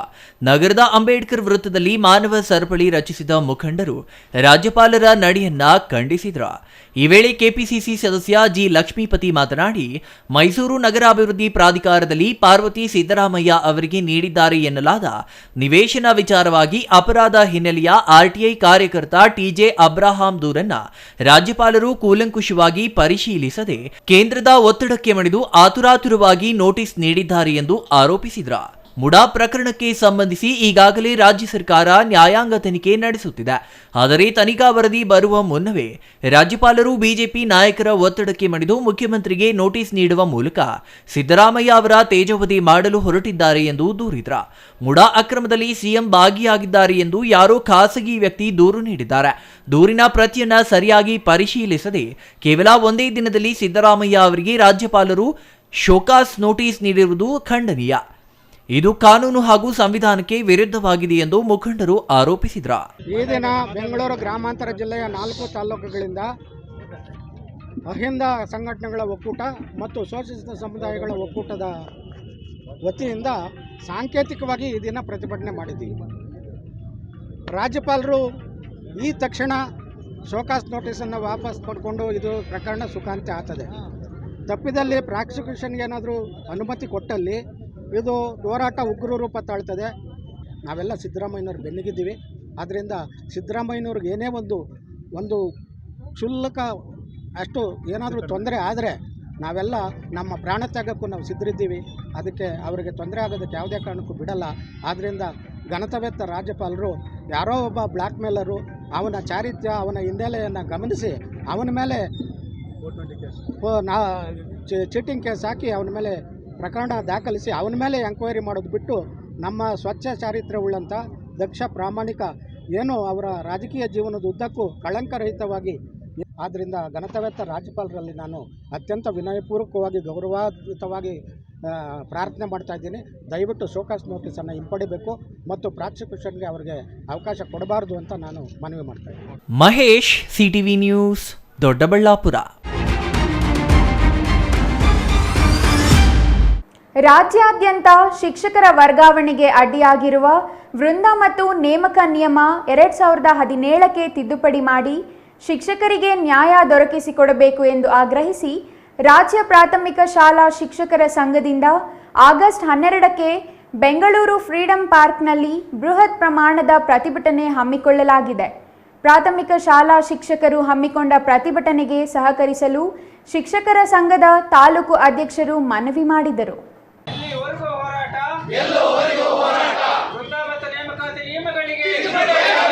ರಾಜ್ಯಾದ್ಯಂತ ಶಿಕ್ಷಕರ ವರ್ಗಾವಣೆಗೆ ಅಡ್ಡಿಯಾಗಿರುವ ವೃಂದ ಮತ್ತು ನೇಮಕ ನಿಯಮ 2017ಕ್ಕೆ ತಿದ್ದುಪಡಿ ಮಾಡಿ ಶಿಕ್ಷಕರಿಗೆ ನ್ಯಾಯ ದೊರಕಿಸಿಕೊಡಬೇಕು ಎಂದು ಆಗ್ರಹಿಸಿ ರಾಜ್ಯ ಪ್ರಾಥಮಿಕ ಶಾಲಾ ಶಿಕ್ಷಕರ ಸಂಘದಿಂದ ಆಗಸ್ಟ್ 12ಕ್ಕೆ ಬೆಂಗಳೂರು ಫ್ರೀಡಂ ಪಾರ್ಕ್ನಲ್ಲಿ ಬೃಹತ್ ಪ್ರಮಾಣದ ಪ್ರತಿಭಟನೆ ಹಮ್ಮಿಕೊಳ್ಳಲಾಗಿದೆ. ಪ್ರತಿಭಟನೆ ಅಂಗವಾಗಿ ಆಗಸ್ಟ್ 1ರಿಂದಲೇ ವಿವಿಧ ಸ್ವರೂಪದ ಹೋರಾಟಗಳನ್ನು ನಡೆಸಲಾಗುತ್ತಿದೆ. ರಾಜ್ಯದಾದ್ಯಂತ ಬಾಧಿತ 1 ಲಕ್ಷಕ್ಕೂ ಹೆಚ್ಚು ಪ್ರಾಥಮಿಕ ಶಿಕ್ಷಕರು ಈ ಪ್ರತಿಭಟನೆಯಲ್ಲಿ ಭಾಗವಹಿಸಲಿದ್ದಾರೆ. ಆಗಸ್ಟ್ 5ರಂದು ಸಂಘದ ಕಾರ್ಯಕಾರಿ ಸಮಿತಿ ಸದಸ್ಯರು ಶಿಕ್ಷಕರಿಗೆ ಆಗಿರುವ ಅನ್ಯಾಯವ ಕುರಿತು ತಹಸೀಲ್ದಾರ್ ಬಿಒಗಳಿಗೆ ಮನವಿ ನೀಡಿ ಹೋರಾಟಕ್ಕೆ ಬೆಂಬಲ ಕೋರುವುದಾಗಿ ಶಿಕ್ಷಕರು ಹೇಳಿದ್ದಾರೆ. ಆಗಸ್ಟ್ 7ರಂದು ಬೇಡಿಕೆಗಳ ಕುರಿತು ಜಿಲ್ಲಾ ಉಸ್ತುವಾರಿ ಸಚಿವರು, ಜಿಲ್ಲಾಧಿಕಾರಿಗಳು, ಜಿಲ್ಲಾ ಪಂಚಾಯಿತಿ ಸಿಇಒ ಹಾಗೂ ಡಿಡಿಪಿಐಗಳಿಗೆ ಮಾಹಿತಿ ನೀಡಲಿದ್ದಾರೆ. ಬಳಿಕ ಆಗಸ್ಟ್ 12ರಂದು ಬೆಂಗಳೂರಿನ ಫ್ರೀಡಂ ಪಾರ್ಕ್ನಲ್ಲಿ ಬೃಹತ್ ಪ್ರತಿಭಟನೆ ನಡೆಸಲಾಗುತ್ತದೆ ಎಂದು ಪ್ರಾಥಮಿಕ ಶಾಲಾ ಶಿಕ್ಷಕರ ಸಂಘದ ಅಧ್ಯಕ್ಷ ಪಿ ವೆಂಕಟರಮಣ ಹೇಳಿದರು. ಕಾರ್ಯದರ್ಶಿ ಸಿ ವೆಂಕಟರಾಯಪ್ಪ ಮಾತನಾಡಿ, ರಾಜ್ಯದ ಪ್ರಾಥಮಿಕ ಸರ್ಕಾರಿ ಶಾಲೆಯ ಶಿಕ್ಷಕರ ಸ್ಥಿತಿ ಡೋಲಾಯಮಾನವಾಗಿದೆ.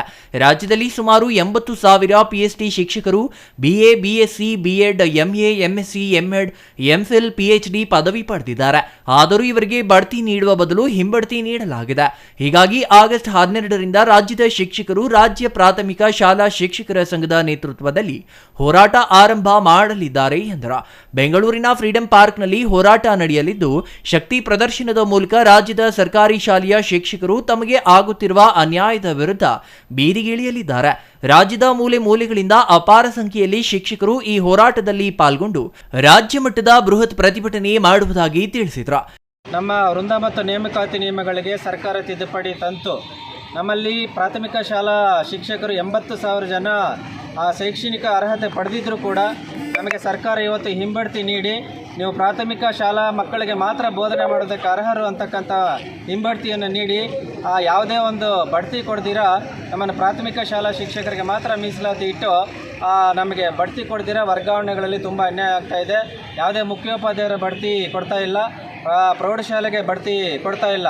ಆದರೆ ನಮಗೆ 2016ಕ್ಕಿಂತ ಮುಂಚೆ ನೇಮಕವಾಗಿರ್ತಕ್ಕಂಥ ಶಿಕ್ಷಕರಿಗೆ ನೀವು 1ರಿಂದ 7ನೇ ತರಗತಿ ಮತ್ತು 8ನೇ ತರಗತಿ ಬೋಧನೆ ಮಾಡೋದಕ್ಕೆ ನೀವು ಅರ್ಹರು ಅಂತ ಹೇಳ್ಬಿಟ್ಟು ನಮಗೆ ನೇಮಕಾತಿ ಆದೇಶಗಳನ್ನು ಕೊಟ್ಟು ಇವತ್ತು 2016ಕ್ಕಿಂತ ಮುಂಚಿತವಾಗಿ ಆಯ್ಕೆ ಆಗಿರ್ತಕ್ಕಂಥ ಎಲ್ಲ ಪ್ರಾಥಮಿಕ ಶಾಲಾ ಶಿಕ್ಷಕರಿಗೆ ನೀವು 1ರಿಂದ 5ನೇ ತರಗತಿ ಬೋಧನೆ ಮಾಡೋದಕ್ಕೆ ಮಾತ್ರ ಅರ್ಹರು ಅಂತಕ್ಕಂತಹ ಒಂದು ಅಣೆಪಟ್ಟಿಯನ್ನು ಕೊಟ್ಟು ಹಿಂಬಡ್ತಿ ನೀಡಿ ತುಂಬ ಸರ್ಕಾರ ಅನ್ಯಾಯ ಮಾಡ್ತಾ ಇದೆ. ಈ ವೃಂದ ಮತ್ತು ನೇಮಕಾತಿಗಳಿಗೆ ತಿದ್ದುಪಡಿ ಮಾಡಬೇಕು ಅಂತ ಹೇಳಿಬಿಟ್ಟು ನಮ್ಮ ರಾಜ್ಯ ಸಂಘದ ನಿರ್ದೇಶನದ ಮೇರೆಗೆ ಇವತ್ತು ಮತ್ತು 7ನೇ ತಾರೀಕು ಮತ್ತು 12ನೇ ತಾರೀಕು ಬೃಹತ್ ಮಟ್ಟದ ಹೋರಾಟ ಮಾಡ್ತಾ ಇದ್ದೀವಿ. ಇನ್ನು ಈ ಸಂದರ್ಭದಲ್ಲಿ ಬಿಒ ವೆಂಕಟೇಶಪ್ಪ, ಶಿಕ್ಷಣ ಸಂಯೋಜಕ ಈಶ್ವರಪ್ಪ, ಶ್ರೀನಿವಾಸ್, ರಂಗಾರೆಡ್ಡಿ, ಆಂಚನಪ್ಪ, ಪ್ರಭಾವತಿ, ಧರ್ಮಪುತ್ರಿ, ನಾರಾಯಣಸ್ವಾಮಿ ಇನ್ನೂ ಹಲವರು ಉಪಸ್ಥಿತರಿದ್ದರು. Ganesh R, CTV news, Bagepalli.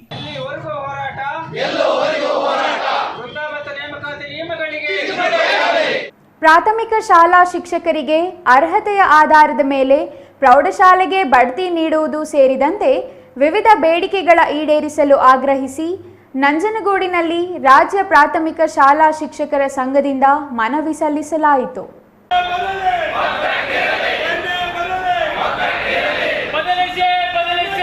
ಪ್ರಾಥಮಿಕ ಶಾಲಾ ಶಿಕ್ಷಕರಿಗೆ ಅರ್ಹತೆಯ ಆಧಾರದ ಮೇಲೆ ಪ್ರೌಢಶಾಲೆಗೆ ಬಡ್ತಿ ನೀಡುವುದು ಸೇರಿದಂತೆ ವಿವಿಧ ಬೇಡಿಕೆಗಳ ಈಡೇರಿಸಲು ಆಗ್ರಹಿಸಿ ನಂಜನಗೂಡಿನಲ್ಲಿ ರಾಜ್ಯ ಪ್ರಾಥಮಿಕ ಶಾಲಾ ಶಿಕ್ಷಕರ ಸಂಘದಿಂದ ಮನವಿ ಸಲ್ಲಿಸಲಾಯಿತು.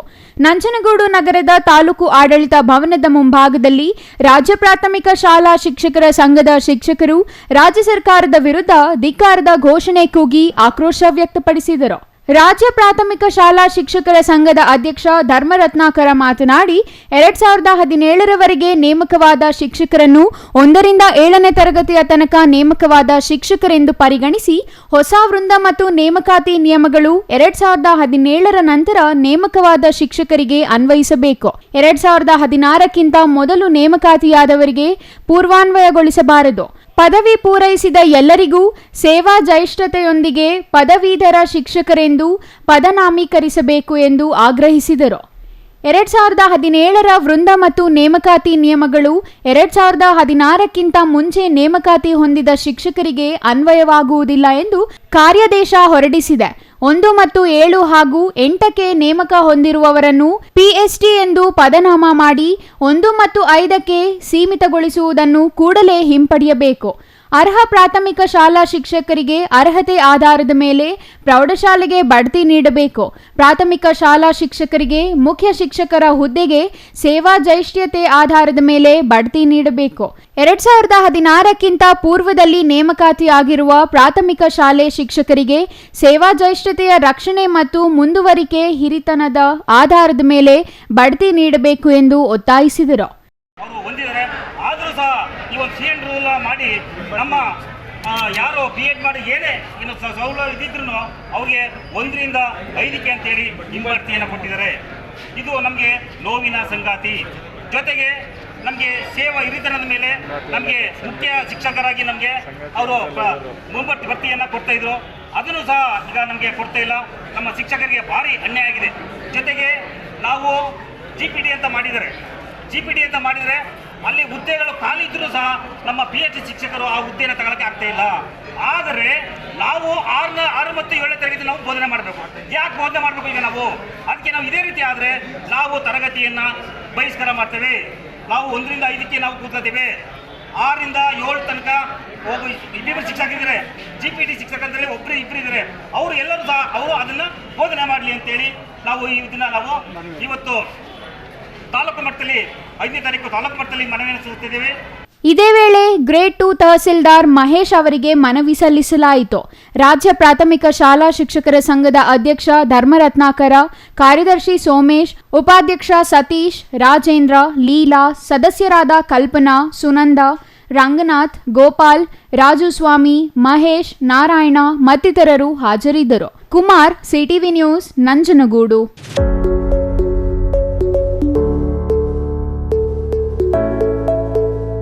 ಮಾಲೂರು ತಾಲೂಕಿನ ಅತಿ ಹೆಚ್ಚು ಆದಾಯ ಸಂಗ್ರಹವಾಗುವ ಪಂಚಾಯಿತಿ ಎಂಬ ಹೆಗ್ಗಳಿಕೆಗೆ ಪಾತ್ರವಾಗಿರುವ ನೊಸಗೆರೆ ಗ್ರಾಮ ಪಂಚಾಯಿತಿಯಲ್ಲಿ ಅಭಿವೃದ್ಧಿಗಿಂತ ಅವ್ಯವಹಾರಗಳು ಹೆಚ್ಚಾಗಿರುವ ಬಗ್ಗೆ ಆರೋಪಗಳು ಕೇಳಿಬಂದಿದ್ದು, ಮೇಲಧಿಕಾರಿಗಳಿಗೆ ದೂರು ಸಲ್ಲಿಸಿದರೂ ಪ್ರಯೋಜನವಾಗಿಲ್ಲ ಎಂದು ಬೊಪ್ಪನಹಳ್ಳಿ ಗ್ರಾಮ ಪಂಚಾಯಿತಿ ಸದಸ್ಯ BN ಪ್ರಶಾಂತ್ ಆರೋಪಿಸಿದರು.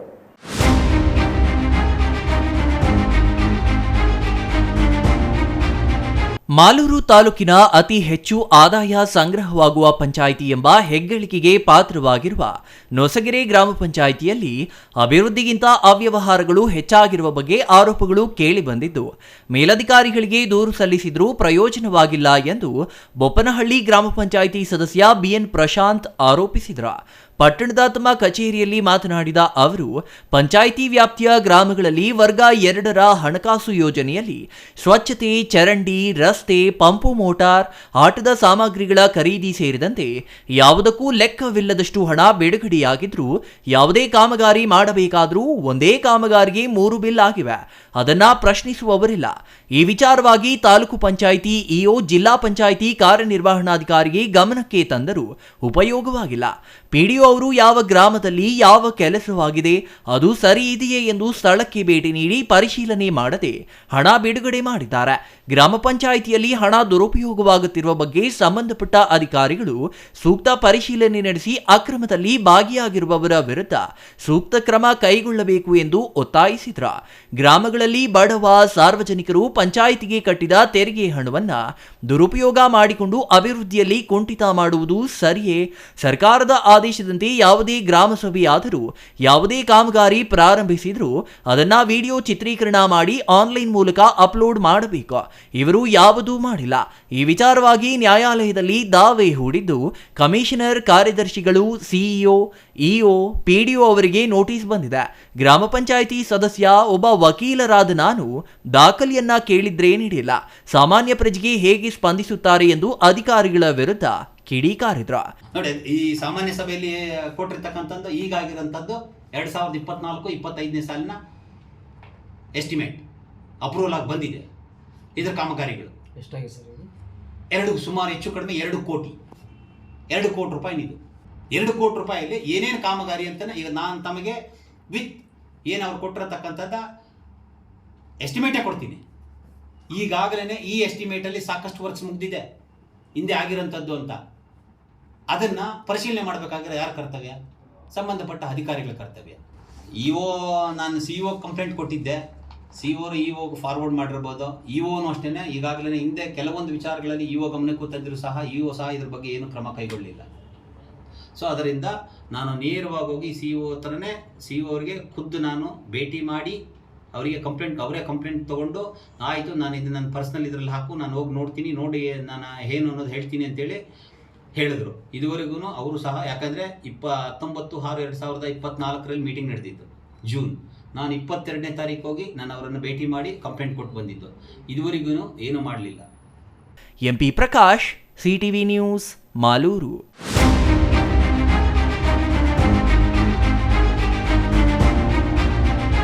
ರಾಜ್ಯದಲ್ಲಿ ದಲಿತರ, ನೊಂದವರ, ಶೋಷಿತರ ಪರ ಧ್ವನಿ ಎತ್ತುವವರ ಮಾರಣ ಹೋಮವನ್ನು ಆಳುವ ರಾಜ್ಯ ಸರ್ಕಾರಗಳು ನಡೆಸುತ್ತಿವೆ ಎಂದು ಆರೋಪಿಸಿ ಯಾದಗಿರಿಯಲ್ಲಿ ಪಿಎಸ್ಐ ಸಾವಿನ ಪ್ರಕರಣ ಖಂಡಿಸಿ ನಂಜನಗೂಡಿನಲ್ಲಿ ದಲಿತ ಸಂಘರ್ಷ ಸಮಿತಿಯಿಂದ ಇಂದು ಪ್ರತಿಭಟನೆ ನಡೆಸಲಾಯಿತು.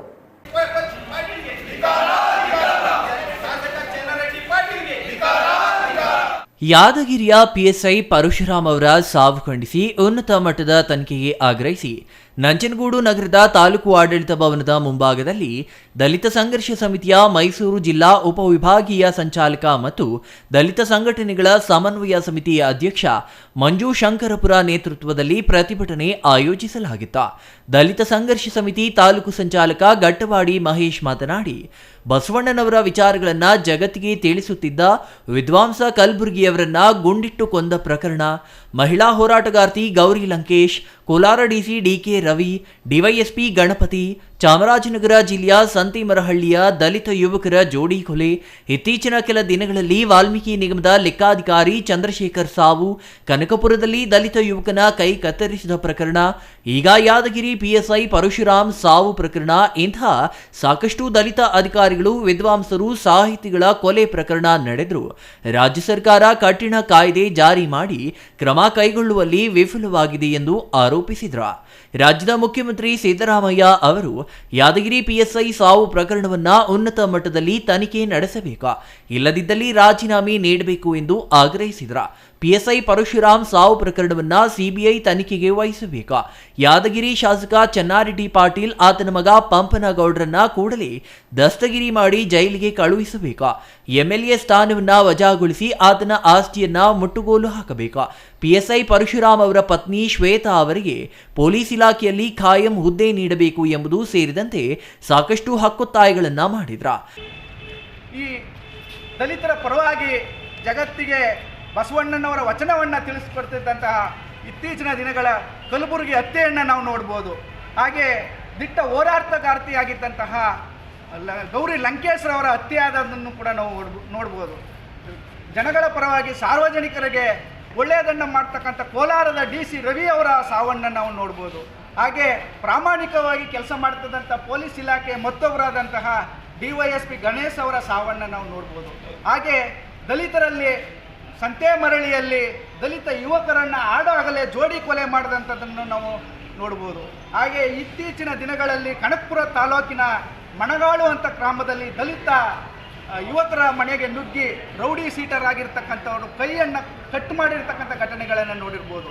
ಅದರ ಜೊತೆಯಲ್ಲೇ ಇನ್ನೂ ಇತ್ತೀಚಿನ ದಿನಗಳಲ್ಲಿ ಮಾಸಿಲ್ಲದೆ ಇರತಕ್ಕಂಥ ವಿಚಾರ ಯಾವುದು ಅಂತಂದರೆ ವಾಲ್ಮೀಕಿ ನಿಗಮದಲ್ಲಿ ಇರ್ತಕ್ಕಂಥ ಚಂದ್ರಶೇಖರ್ ಅಂತಕ್ಕಂಥ ಒಬ್ಬ ಲೆಕ್ಕಾಧಿಕಾರಿ ಸಾವನ್ನು ನಾವು ನೋಡಿರ್ಬೋದು. ಇಷ್ಟೆಲ್ಲದರ ಜೊತೆಗೆ ಈ ದಲಿತ ಅಧಿಕಾರಿಯಾಗಿರ್ತಕ್ಕಂಥ ಯಾವುದು ವಿಚಾರಗಳು ಇನ್ನೂ ಮಾಸ್ದೇ ಇರತಕ್ಕಂಥ ಸಂದರ್ಭದಲ್ಲಿ ಮತ್ತೆ ದಲಿತರಿಗೆ ಕಿರುಕುಳ ಕೊಟ್ಟು ಪರಶುರಾಮ್ ಅಂತಕ್ಕಂಥ ಒಬ್ಬ PSI ಸಾವಿಗೆ ಕಾರಣ ಆಗಿದೆ ಈ ಸರ್ಕಾರ ಮತ್ತು ಅಲ್ಲಿನ ಶಾಸಕರು. ಇದನ್ನು ನಾವು ದಲಿತರ ಪರವಾಗಿದ್ದಾರೆ ಇವರು ಅಂತ ಅನ್ಕೋಬೋದಾ ಅಥವಾ ದಲಿತರ ವಿರೋಧವಾಗಿದ್ದಾರೆ ಅಂತ ಅನ್ಕೋಬೋದಾ ಅಲ್ವಾ? ಇಂಥ ಒಂದು ಕೃತ್ಯವನ್ನು ಎಸಗಿದಂತಹ ಶಾಸಕರು ಮತ್ತು ಆತನ ಮಗನನ್ನು ಅಟ್ರಾಸಿಟಿ ಕಾಯ್ದೆ ಅಡಿಯಲ್ಲಿ ಅವರನ್ನು ಬಂಧಿಸಿ ಜೈಲಿಗಟ್ಟಬೇಕು ಅಂತಕ್ಕಂಥದ್ದನ್ನ ನಂಜನಗೂಡು ತಹಸೀಲ್ದಾರ್ಗೆ ಮನವಿ ಸಲ್ಲಿಸಲಾಯಿತು.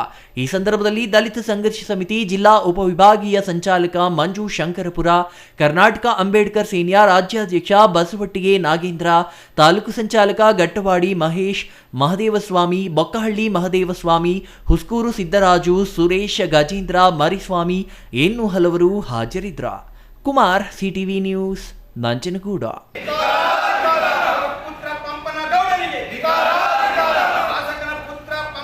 ಬಡವರ ಹಸಿವು ನೀಗಿಸುವ ವಿವಿಧ ಯೋಜನೆಗಳ ಪಡಿತರ ಸಾಮಗ್ರಿ ದಾಸ್ತಾನು ಮಾಡಿದ ಆರೋಪಿಗಳ ವಿರುದ್ಧ ಕ್ರಮ ಕೈಗೊಳ್ಳದಿದ್ದರೆ ಉಗ್ರ ಹೋರಾಟ ನಡೆಸುವುದಾಗಿ ಸಿಪಿಎಂ ಜಿಲ್ಲಾ ಕಾರ್ಯದರ್ಶಿ MP ಮುನಿವೆಂಕಟಪ್ಪ ಎಚ್ಚರಿಕೆ ನೀಡಿದರು.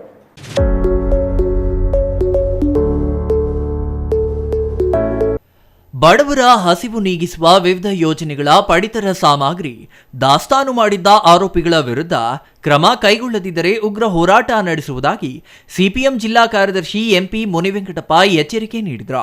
ಪಟ್ಟಣದಲ್ಲಿ ಸಿಪಿಎಂ ನೇತೃತ್ವದಲ್ಲಿ ಸೋಮವಾರ ಪ್ರತಿಭಟನೆ ನಡೆಸಲಾಯಿತು. ಈ ವೇಳೆ MP ಮುನಿವೆಂಕಟಪ್ಪ ಮಾತನಾಡಿ, ಕಳೆದ ಜುಲೈ 19ರಂದು ಚಿಕ್ಕಬಳ್ಳಾಪುರ ಜಿಲ್ಲಾ ಪಂಚಾಯಿತಿ ಸಿಇಒ ತಹಸೀಲ್ದಾರ್ ಮನೀಷಾ ಮಹೇಶ್ ಎಸ್ ಪತ್ರಿ ಮತ್ತಿತರ ಅಧಿಕಾರಿಗಳು ತಾಲೂಕಿನ ಪೂಲವಾರಪಲ್ಲಿಯಲ್ಲಿ ವಿವಿಧ ಯೋಜನೆಗಳ ಲಕ್ಷಾಂತರ ರುಗಳ ಮೌಲ್ಯದ ಪಡಿತರ ಸಾಮಗ್ರಿ ಅಕ್ರಮವಾಗಿ ದಾಸ್ತಾನು ಮಾಡಲಾಗಿದ್ದನ್ನ ಪತ್ತೆ ಮಾಡಿ ಸೀಸ್ ಮಾಡಲಾಗಿದೆ. ಆದರೆ ಆ ಅಕ್ರಮದಲ್ಲಿ ತೊಡಗಿದ್ದವರ ವಿರುದ್ಧ ಕ್ರಮ ಜರುಗಿಸುವಲ್ಲಿ ವಿಳಂಬ ಮಾಡಲಾಗುತ್ತಿದೆ. ಕೆಲವರ ಮೇಲೆ ಪ್ರಕರಣ ದಾಖಲಿಸಲಾಗಿದೆ. ಆದರೆ ಅಕ್ರಮ ಪಡಿತರ ದಾಸ್ತಾನು ಮಾಡುವ ಜಾಲದ ಹಿಂದೆ ರಾಜಕೀಯ ಪ್ರಭಾವಿಗಳು ಭಾಗಿಯಾಗಿದ್ದು ಸಮಗ್ರ ತನಿಖೆ ಮಾಡಿ ಕಾನೂನು ಕ್ರಮ ಕೈಗೊಳ್ಳಬೇಕು, ಇಲ್ಲದಿದ್ದರೆ ಉಗ್ರ ಹೋರಾಟಗಳನ್ನು ಮಾಡಬೇಕಾಗುತ್ತದೆ ಎಂದು ಮುನಿವೆಂಕಟಪ್ಪ ಎಚ್ಚರಿಕೆ ನೀಡಿದರು.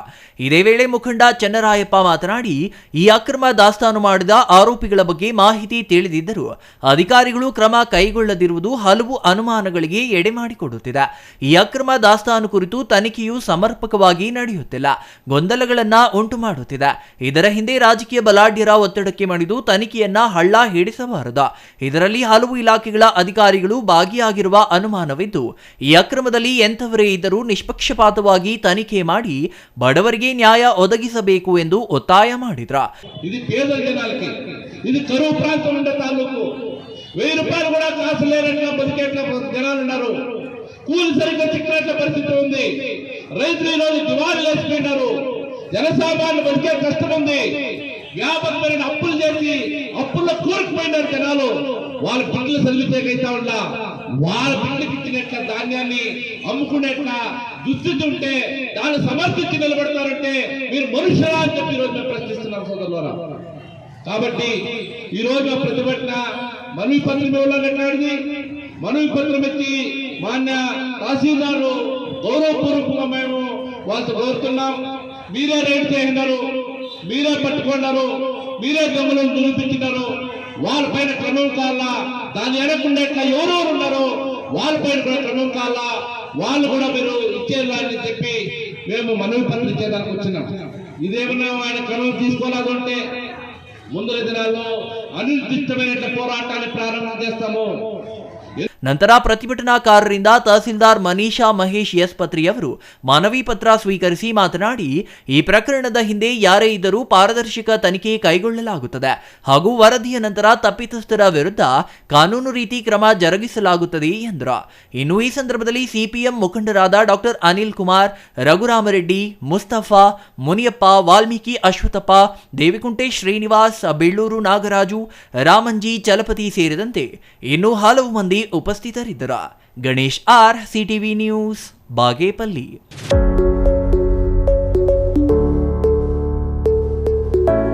ಇದೀಗ ಚಿಕ್ಕದೊಂದು ವಿರಾಮದ ನಂತರ ಮತ್ತೆ ಸಿಟಿವಿ ನ್ಯೂಸ್ ಮುಂದುವರಿಯಲಿದೆ. Shri Manjunatha hardware and innovations 22 ವರ್ಷಗಳಿಂದ ಮಾರುಕಟ್ಟೆಯಲ್ಲಿ ಸುದೀರ್ಘ ಪಯಣ ಮತ್ತು ಗ್ರಾಹಕ ಹಾಗೂ ಎಂಜಿನಿಯರಿಂಗ್ಗಳ ನಂಬಿಕೆಯ ಆಯ್ಕೆ. ಅತ್ಯುತ್ತಮ ಗುಣಮಟ್ಟ, ಪ್ರಾಮಾಣಿಕ ಬೆಲೆ.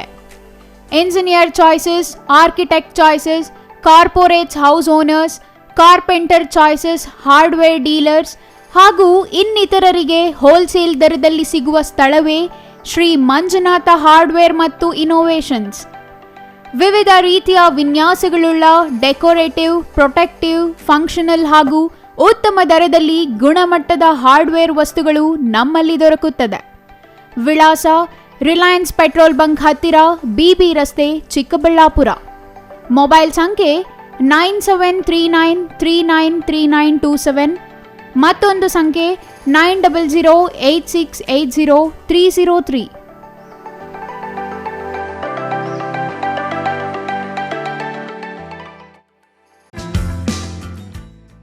ರಾಮೂಸ್ ಫರ್ನಿಚರ್ ಪ್ಯಾರಡೈಸ್, ರಾಗ ಬಿಲ್ಡಿಂಗ್, ಬಿಬಿ ರಸ್ತೆ, ಚಿಕ್ಕಬಳ್ಳಾಪುರ. ನಮ್ಮ ಸಂಸ್ಥೆಯು 1994ರಿಂದ ಚಿಕ್ಕಬಳ್ಳಾಪುರ ಜಿಲ್ಲಾದ್ಯಂತ ಗ್ರಾಹಕರ ಬೇಡಿಕೆಗಳಿಗೆ ಅನುಗುಣವಾಗಿ ಗುಣಮಟ್ಟದಲ್ಲಿ ಯಾವುದೇ ರಾಜಿ ಇಲ್ಲದೆ ಉತ್ತಮ ಸೇವೆಯನ್ನ ಸಲ್ಲಿಸುತ್ತಾ ಬಂದಿದೆ. ನಮ್ಮಲ್ಲಿ ಆಕರ್ಷಕ ಕಲಾತ್ಮಕ ವಿನ್ಯಾಸಗಳುಳ್ಳ ವಿವಿಧ ಮಾದರಿಯ ಗೃಹಾಲಂಕಾರ teak wood furnitures, sofa set, dining tables, leather sofa set, office furnitures ಮತ್ತು ಬೆಡ್ರೂಮ್ ವಾರ್ಡ್ರೋಬ್ಸ್ ಅಂಡ್ ಕಾಟ್ಸ್ ಮತ್ತು ಇಟಾಲಿಯನ್ ಕಿಚನ್ ಮತ್ತು ನಿಮ್ಮ ಮನೆಯ ಎಲ್ಲ ಇಂಟೀರಿಯರ್ ಡಿಸೈನ್ ಅನ್ನ ನಿಮ್ಮ ಮನಸ್ಸಿಗೊಪ್ಪುವಂತೆ ಕೇವಲ 15 ದಿನಗಳಲ್ಲಿ ಮಾಡಿಕೊಡಲಾಗುತ್ತದೆ. ಜರ್ಮನ್ ಯಂತ್ರೋಪಕರಣಗಳಿಂದ ಕೂಡಿದ ಸ್ವಂತ ಫ್ಯಾಕ್ಟರಿಯನ್ನ ಹೊಂದಿದ್ದು ಎಲ್ಲ ರೀತಿಯ ಗ್ರಾಹಕರ ಕೈಗೆಟುಕುವ ಬೆಲೆಗಳಿಗೆ ತಕ್ಕಂತೆ ಫರ್ನಿಚರ್ಸ್ ಹಾಗೂ ಇಂಟೀರಿಯರ್ ಅನ್ನ ಮಾಡಿಕೊಡಲಾಗುತ್ತದೆ. ಇನ್ನೇಕೆ ತಡ, ಹಿಂದೆ ಭೇಟಿ ಕೊಡಿ. ರಾಮೂಸ್ ಫರ್ನಿಚರ್ಸ್ ಪ್ಯಾರಡೈಸ್, ರಾಗ ಬಿಲ್ಡಿಂಗ್, ಬಿಬಿ ರಸ್ತೆ, ಚಿಕ್ಕಬಳ್ಳಾಪುರ.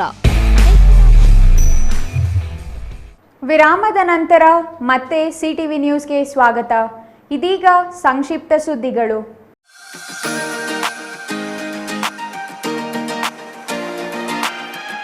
ಕೋಲಾರ ಜಿಲ್ಲೆಯ ಕೆಜಿಎಫ್ ತಾಲೂಕಿನ ಕ್ಯಾಸಂಬಳ್ಳಿ ಸಮೀಪದ ಮಡಿವಾಳ ಗ್ರಾಮದಲ್ಲಿ ಚೋಳರ ಕಾಲದ ಸ್ವಯಂ ಭುವನೇಶ್ವರಿ ಸ್ವಾಮಿ ಪುರಾತನ ದೇವಸ್ಥಾನ ಸ್ಥಾಪನೆಯಾಗಿ 100 ವರ್ಷ ಪೂರೈಸಿದೆ.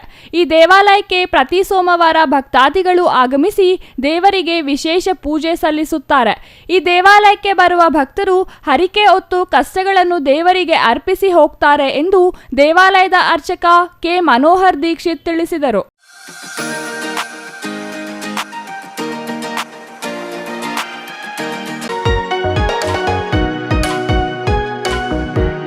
ಬೆಟ್ಟದ ತಾಯಿ ಶಕ್ತಿ ದೇವತೆ, ತಪ್ಪು ಮಾಡಿದವರಿಗೆ ತಕ್ಕ ಶಿಕ್ಷೆ ವಿಧಿಸುವ ಸತ್ಯ ದೇವತೆಯ ತಾಣ ಎಂದು ಪ್ರಸಿದ್ಧ ಗಳಿಸಿರುವ ರಾಜ್ಯದ ಕೋಟ್ಯಾಂತರ ಭಕ್ತರ ಆರಾಧ್ಯ ದೈವ ಸರಗೂರು ತಾಲೂಕಿನ ಪುರದಕಟ್ಟೆಯ ಶ್ರೀ ಚಿಕ್ಕದೇವಮ್ಮನ ಬೆಟ್ಟಕ್ಕೆ ಸಹಸ್ರಾರು ಭಕ್ತರು ತಂಡೋಪತಂಡವಾಗಿ ಹರಿದು ಬಂದು ಪೂಜೆ, ಧಾರ್ಮಿಕ ಕಾರ್ಯಕ್ರಮಗಳಲ್ಲಿ ತೊಡಗಿದರು. ನೂತನವಾಗಿ ಮದುವೆಯಾದ ವಧೂವರರು ಸೇರಿದಂತೆ ದಂಪತಿಗಳು ಮಕ್ಕಳ ಸಮೇತ ಭೀಮನ ಅಮಾವಾಸ್ಯೆ ಹಿನ್ನೆಲೆ ಚಿಕ್ಕದೇವಮ್ಮನ ಬೆಟ್ಟಕ್ಕೆ ತೆರಳಿ ತಮ್ಮ ಬೇಡಿಕೆ ಈಡೇರಿಕೆಗಾಗಿ ವಿಶೇಷ ಪೂಜೆಗಳನ್ನು ಸಲ್ಲಿಸುವ ಜೊತೆಗೆ ದೇವಿಯ ಗರ್ಭಗುಡಿಯ ಬಳಿ ಕುಳಿತು ತಮ್ಮ ಸಂಕಷ್ಟ ನಿವಾರಣೆಗಾಗಿ ಭಕ್ತಿ ಭಾವದಿಂದ ಪೂಜೆ ಸಲ್ಲಿಸಿ ಪುನೀತರಾದರು. ಸಾಕಷ್ಟು ಸಂಖ್ಯೆಯಲ್ಲಿ ಆಗಮಿಸಿರುವ ಭಕ್ತರಿಗೆ ಯಾವುದೇ ತೊಂದರೆ ಆಗದ ರೀತಿಯಲ್ಲಿ ಮುಜರಾಯಿ ಇಲಾಖೆ ಅಧಿಕಾರಿಗಳು, ಸಿಬ್ಬಂದಿ ಹಾಗೂ ದೇವಾಲಯದ ಅರ್ಚಕರು ಸಮರ್ಪಕ ವ್ಯವಸ್ಥೆ ಕಲ್ಪಿಸಿ ವಿಶೇಷ ಪೂಜೆಗಳಿಗೆ ಅವಕಾಶ ಮಾಡಿಕೊಟ್ಟು ಕುಡಿಯುವ ನೀರು ಸೇರಿದಂತೆ ಇತರೆ ಮೂಲ ಸೌಲಭ್ಯಗಳನ್ನು ಕಲ್ಪಿಸಲಾಗಿತ್ತು.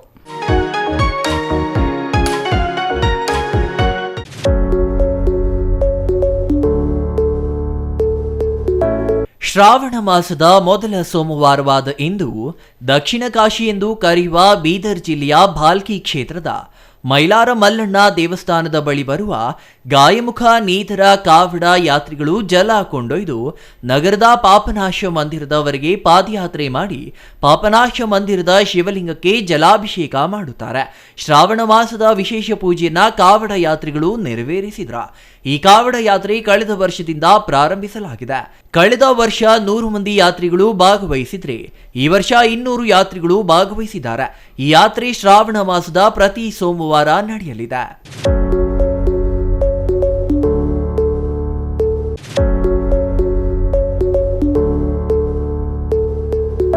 ಮುಖ್ಯಮಂತ್ರಿಗಳಿಗೆ ವಿನಾಕಾರಣ ನೋಟಿಸ್ ನೀಡಿ ಕಾಂಗ್ರೆಸ್ ಸರ್ಕಾರವನ್ನು ಅಸ್ಥಿರಗೊಳಿಸಲು ಹೊರಟಿರುವ ರಾಜ್ಯಪಾಲರ ಕ್ರಮ ಖಂಡಿಸಿ ಬೀದರ್ ನಗರದಲ್ಲಿ ಶೋಷಿತರ ಒಕ್ಕೂಟದಿಂದ ನಗರದ ಬೊಮ್ಮಗೊಂಡೇಶ್ವರ ವೃತ್ತದಿಂದ ಜಿಲ್ಲಾಧಿಕಾರಿ ಕಚೇರಿವರೆಗೆ ಪ್ರತಿಭಟನೆ ಮಾಡಿ ಜಿಲ್ಲಾಧಿಕಾರಿಗೆ ಮನವಿ ಸಲ್ಲಿಸಲಾಯಿತು. ಮನವಿಯಲ್ಲಿ ಕೇಂದ್ರ ಸರ್ಕಾರ ಮತ್ತು ಬಿಜೆಪಿ ನಾಯಕರ ಒತ್ತಡದಿಂದ ವಿನಾಕಾರಣ ನೋಟಿಸ್ ನೀಡಿದ್ದು ಕೂಡಲೇ ಹಿಂಪಡೆಯುವಂತೆ ಒತ್ತಾಯಿಸಲಾಯಿತು.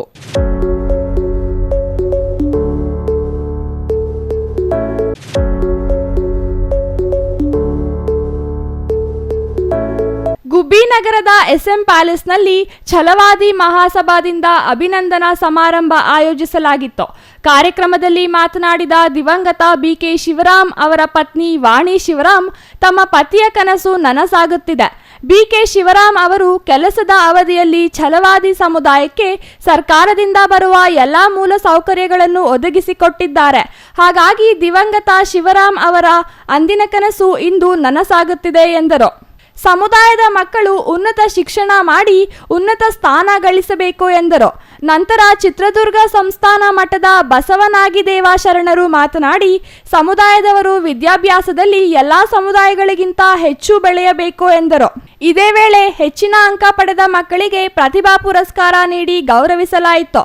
ಇನ್ನು ಕಾರ್ಯಕ್ರಮದಲ್ಲಿ ಮೋಹನ್ ದಾನಪ್ಪ, ಬಸವರಾಜ್, ಶಿವಕುಮಾರ್, ನಾಗೇಶ್, ಮೈಕೋ ನಾಗರಾಜ್, HK ಮಧು ಮತ್ತಿತರರು ಹಾಜರಿದ್ದರು.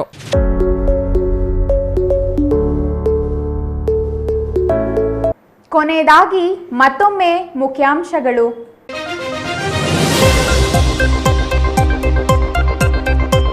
ಮುಖ್ಯಮಂತ್ರಿ ಸಿದ್ದರಾಮಯ್ಯ ಅವರಿಗೆ ರಾಜ್ಯಪಾಲರು ನೋಟಿಸ್ ನೀಡಿರುವ ಕ್ರಮ ಖಂಡಿಸಿ ಚಿಕ್ಕಬಳ್ಳಾಪುರದಲ್ಲಿ ಪ್ರತಿಭಟನೆ ನಡೆಸಿದ ಕಾಂಗ್ರೆಸ್. ಬಿಜೆಪಿ ಜೆಡಿಎಸ್ ನಾಯಕರ ಕೈವಾಡ ಎಂದು ಆರೋಪ. ರಾಜ್ಯ ಸರ್ಕಾರದ ಗ್ಯಾರಂಟಿಗಳಲ್ಲಿ ಒಂದಾದ ಶಕ್ತಿ ಯೋಜನೆಯಿಂದ ತೃತೀಯ ಲಿಂಗಿಗಳಿಗೆ ಅವಮಾನವಾದ ಆರೋಪ. ರಾಜ್ಯ ಮಹಿಳಾ ಆಯೋಗದ ಅಧ್ಯಕ್ಷೆ ಮುಂದೆ ಅಳಲು ತೋಡಿಕೊಂಡ ತೃತೀಯ ಲಿಂಗಿಗಳು. ಕೊನೆಗೂ ಪ್ರಕಟವಾಯಿತು ನಗರಸಭೆಯ ಅಧ್ಯಕ್ಷ ಉಪಾಧ್ಯಕ್ಷರ ಮೀಸಲಾತಿ. ಅಧ್ಯಕ್ಷ ಸ್ಥಾನ ಸಾಮಾನ್ಯ ವರ್ಗಕ್ಕೆ, ಉಪಾಧ್ಯಕ್ಷ ಸ್ಥಾನ SCಗೆ ಮೀಸಲು. ಕಳೆದ 1 ವರ್ಷದಿಂದ ನೆನೆಗುದಿಗೆ ಬಿದ್ದಿದ್ದ ಅಧ್ಯಕ್ಷ ಆಯ್ಕೆಗೆ ಆರಂಭವಾಗಲಿದೆ ಕಸರತ್ತು. ಅಂಗವಿಕಲ ಶಿಕ್ಷಕಿಯೊಂದಿಗೆ ಅಸಭ್ಯ ವರ್ತನೆಯ ಆರೋಪ. ಬಾಗೇಪಲ್ಲಿ PMಶ್ರೀ ಶಾಲೆ ಮುಖ್ಯ ಶಿಕ್ಷಕನ ಅಮಾನತಿಗೆ ಆಗ್ರಹಿಸಿ SFI ಪ್ರತಿಭಟನೆ. ಪ್ರಕರಣದ ಸಮಗ್ರ ತನಿಖೆಗೆ ವಿದ್ಯಾರ್ಥಿಗಳ ಆಗ್ರಹ.